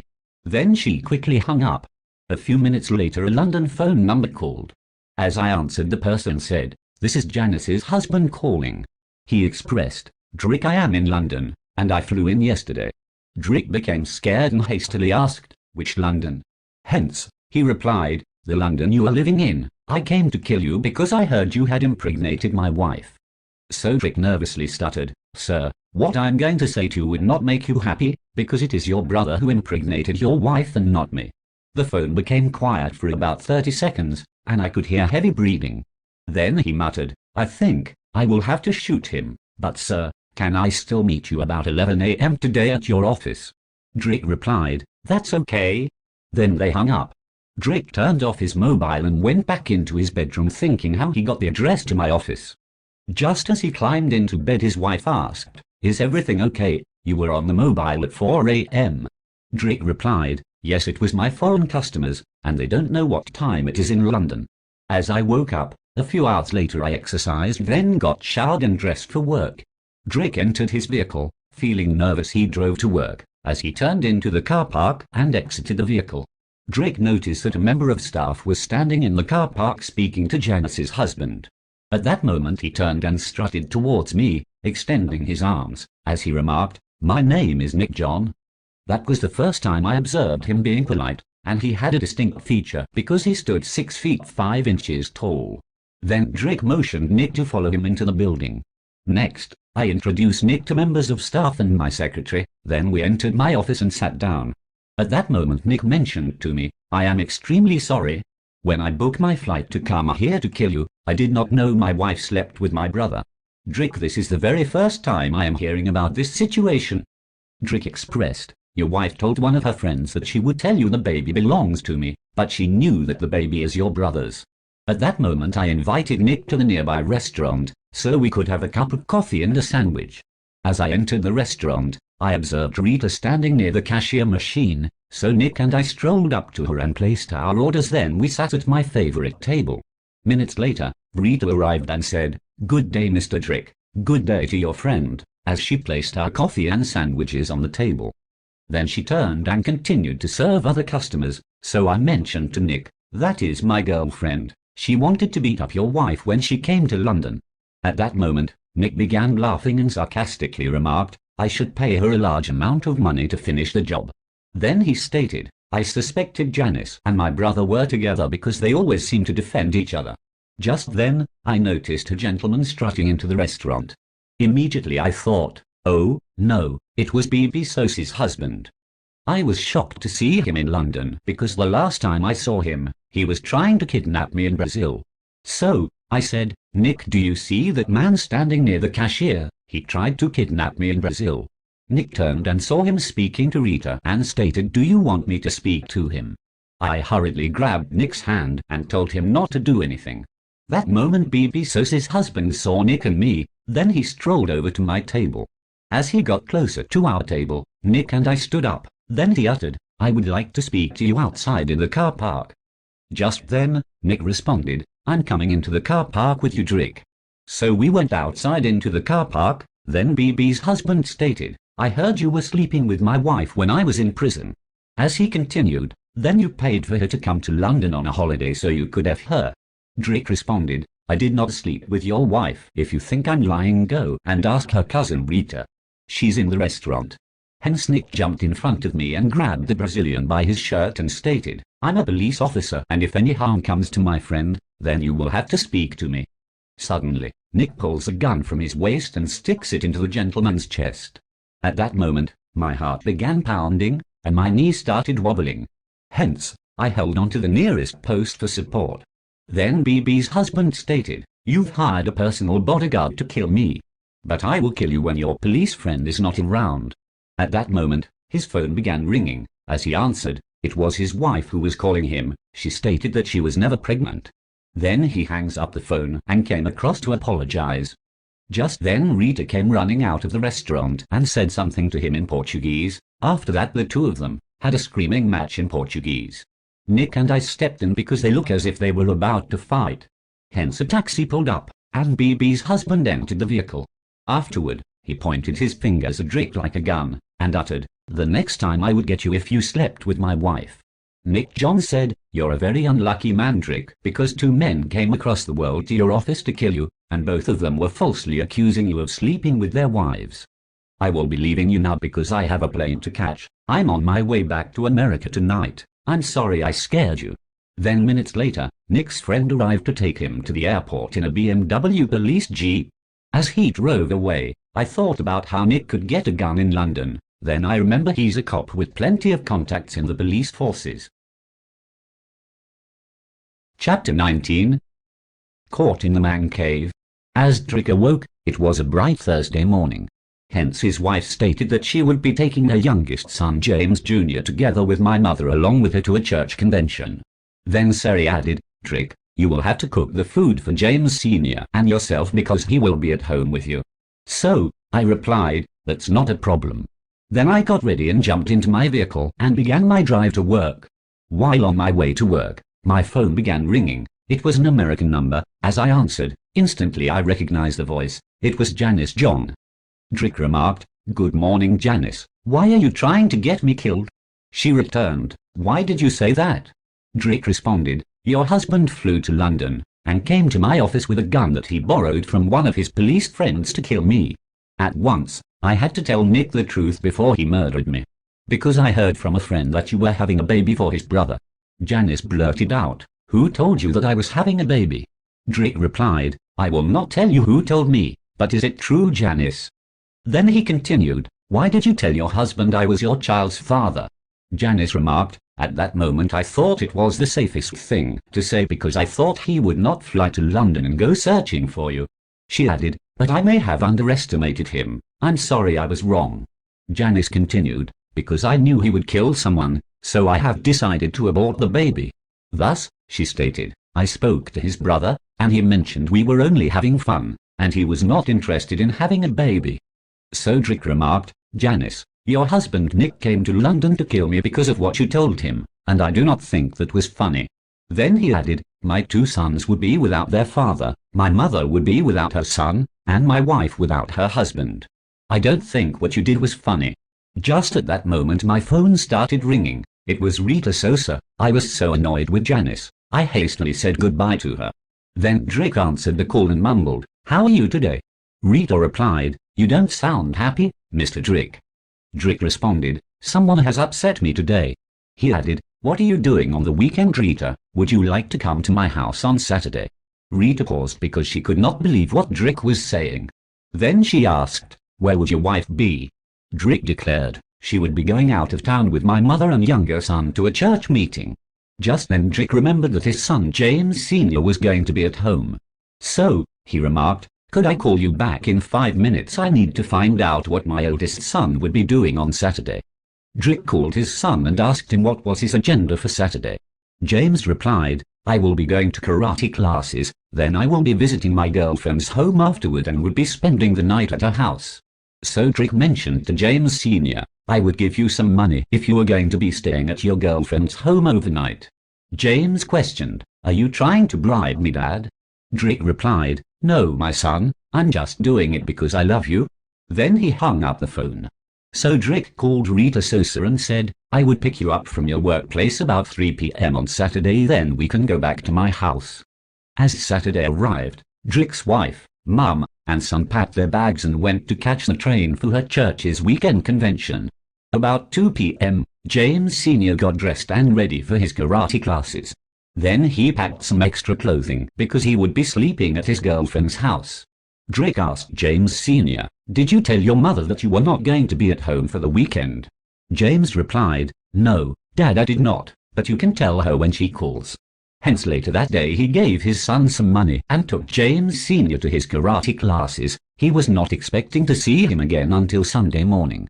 Drick arrived where he arranged to meet Rita. Just as he drove up to the location, she was standing there with a short red dress and black high heels shoes. She looked like a beauty queen. So, Rita quickly got into my car, and we sped off to my house. As we arrived home and parked in the garage, Drick uttered, "Come in, my love." Rita responded, "Your house is beautiful, Mr. Drick." He returned, "Thank you very much." Then Drick beckoned Rita to his man cave, because he knew his wife Sari is like a detective and would recognize if any other woman has entered the house. As they entered the man cave, Rita bent over to get a magazine from the table, when Drick observed that she was wearing no underwear. So Drick pushed Rita, who fell forward onto an extremely large sofa. Then he grabbed her and hurriedly took off his trousers. Thus, Drick snatched Rita from behind as if he had just escaped from prison, and they began making love for about 30 minutes. When the man cave door flung open, and Drick's son rushed in crying, Drick looked around and froze. Thus, it seems as if time had stood still.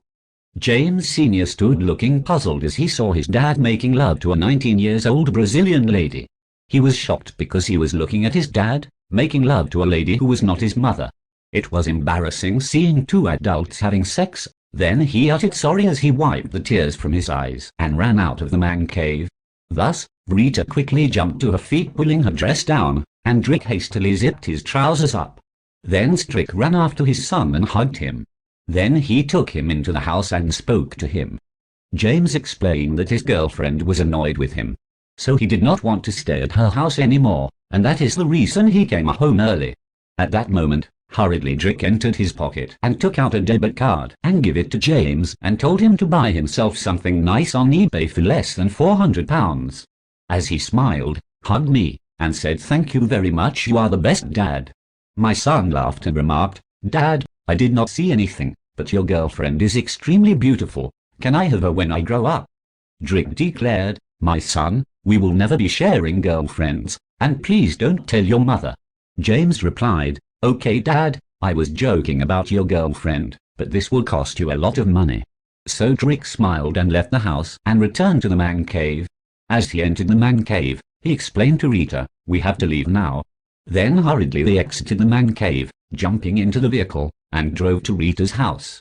While in the car, Rita questioned, "Mr. Drick, is your son okay?" I stated, "My love, he is having girlfriend problems." Then Rita laughed and remarked, "In your family, the men seem to be having problems with their women."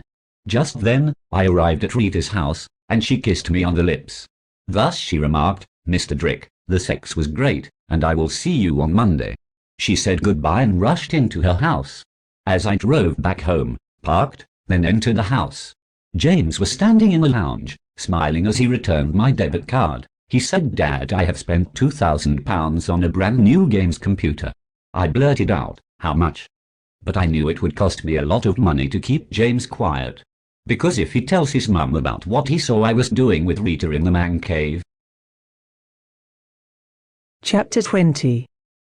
Saved by my son. As Drick awoke early the next day, hence it was a very bright Sunday morning, he forgot his wife was not at home. So, James Sr. had risen out of bed before his dad, and was seated in the lounge rooted to his computer. Hence as Drick came down the stair and appeared in the lounge. His son remarked, "Good morning, Dad, and what would you like to have for breakfast?" Drick could not look at his son, because he was still embarrassed about what had happened the day before. Thus, with his head slumped, Drick muttered, "Egg and bacon, son." Then he returned upstairs to his bedroom, because he felt crushed in James' presence. So, James went into the kitchen and made breakfast for his dad and himself. Then he shouted, "Dad, breakfast is ready." Drick reluctantly jumped out of bed, realizing he would have to sit at the table with his son and have breakfast. James was seated at the table, waiting for me, so I came downstairs and sat at the dinner table. As we began eating our breakfast, I sat there without speaking to my son. When James questioned, "How is your girlfriend, Dad?" he continued, "I never expected you to have such a beautiful young lady. She looks about 19 years old, and if I am correct, she would be only 3 years older than me." Just then, Drick blurted out, "She is too old for you." Then James added, "What if I told Mum that she came to the house, and you had sex with her in the man cave?" Drick replied, "Your mum would not know of the incident, because you would not be saying anything to her." Then he added, "If she hears anything, I will be sending your new computer back to the store, and I would tell her you slept at your girlfriend's house." James responded, "I was joking, Dad, but Mum said she would be back at about 8 p.m. this evening." Then he added, "I did not see anything because I was at my girlfriend's house." Drick responded, "That's correct, you were at your lady's house." Then James continued, "When I get to your age, Dad, I would like to have a 19-year-old girlfriend." Then Drick remarked, "Don't worry, you would have a 19-year-old girlfriend when you're my age. At this moment you need to finish your studies, and earn lots of money, then you can have plenty of girlfriends." James added, "Sorry I rushed in on you and your lady yesterday, Dad, but my girlfriend did not want to watch the same movie I wanted to see. That made me angry, so I left her home immediately saying I was going to the shop, but I came home instead. We spent the remainder of the day watching sports on the TV, because my wife was not at home. Then later that evening, my wife, my mother, and my son returned from their church convention. Just when I heard James Sr. yelling, 'Dad!' He was standing in the yard, so I rushed to see why he was calling. Hence, I noticed he was trying to push something in his pocket. I walked up to him and asked, 'Are you okay?' When he replied, 'I'm okay, Dad, but I think Mum will be angry if she sees this.' Just then he motioned to his pocket. At that moment, my wife stepped into the yard and shouted, 'What are the two of you doing?' James replied, 'Nothing, Mum.' Then she questioned, 'What is that in your pocket?' At that moment, James Sr. got bemused and took the red item out of his trousers, then pushed it into my pocket, and ran off into the house. Thus, my wife remarked, 'What is that in your pocket? It looks like a lady's lipstick.' At that moment, Sari reached into my pocket and retrieved the red lipstick. After that, she sarcastically asked, 'Are you wearing these now? Because they're certainly not mine, and please explain.' As Sari continued, 'These looks as if it belonged to a 19 or 20 years old young lady.' At that moment, James Sr. began laughing and ran into the house. I thought, what if James Sr. spoke to his mother about what happened yesterday? I would have to cut his allowance for the rest of his life. Drick stood there like a statue, and did not know what to say, or where to run. Then I expressed, 'Sari, my love, maybe he's one of our neighbors that threw the lipstick into our yard trying to play a prank on me. Because they know I play pranks on them.' When my wife blurted out, 'That is a deadly prank, because I'm just about to kill you.' Then she began looking around the garden for objects to throw at me. To my horror, someone had left a garden fork out of the shed, and my wife instantly grabbed it and threw it at me, missing me just by inches. I thought, this woman is trying her very best to kill me. Just then I ran through the house, then into the garage, and jumped into my vehicle, reversed, and sped away. At that moment, my phone began ringing. It was my son. He reported, 'Mum is asking questions like a detective, Dad, and she thinks I'm in collusion with you.' Then James Sr. stated, 'I will tell Mum the lipstick belongs to one of my girlfriends, but you will have to increase my allowance by 50%. Hence, I thought James Sr.'s business is much more profitable than mine. Drick took 1 minute and declared, Yes, okay, if that will save me, son. So, James hung up the phone and spoke to his mother. Then he called me and remarked, "Dad, I spoke to Mum and convinced her that the lipstick belongs to one of my new girlfriends. She said it's okay for you to come home." So Drick turned his vehicle around and drove to the house. As I parked in the garage, my wife came out to meet me, saying, "I'm sorry." Hence, she stated, "I still don't believe what you were saying because I noticed James Sr. is snooping around, and he's behaving like his father." Sari added, "I don't trust both of you." As Drick did not want to argue, so he jumped in his car and went for a drive. While driving, Drick thought, "I need to get rid of all my internet lovers. Because I almost got kidnapped in Brazil, killed in America by Nick John, and killed in London by my wife." Hence this thought caused me to turn the car around and return back home. As Drick entered the house, he strolled across towards Sari, who was sitting in the lounge. Then he hugged her and stated, "I love you very much, my wife, you mean the world to me, and you are the best."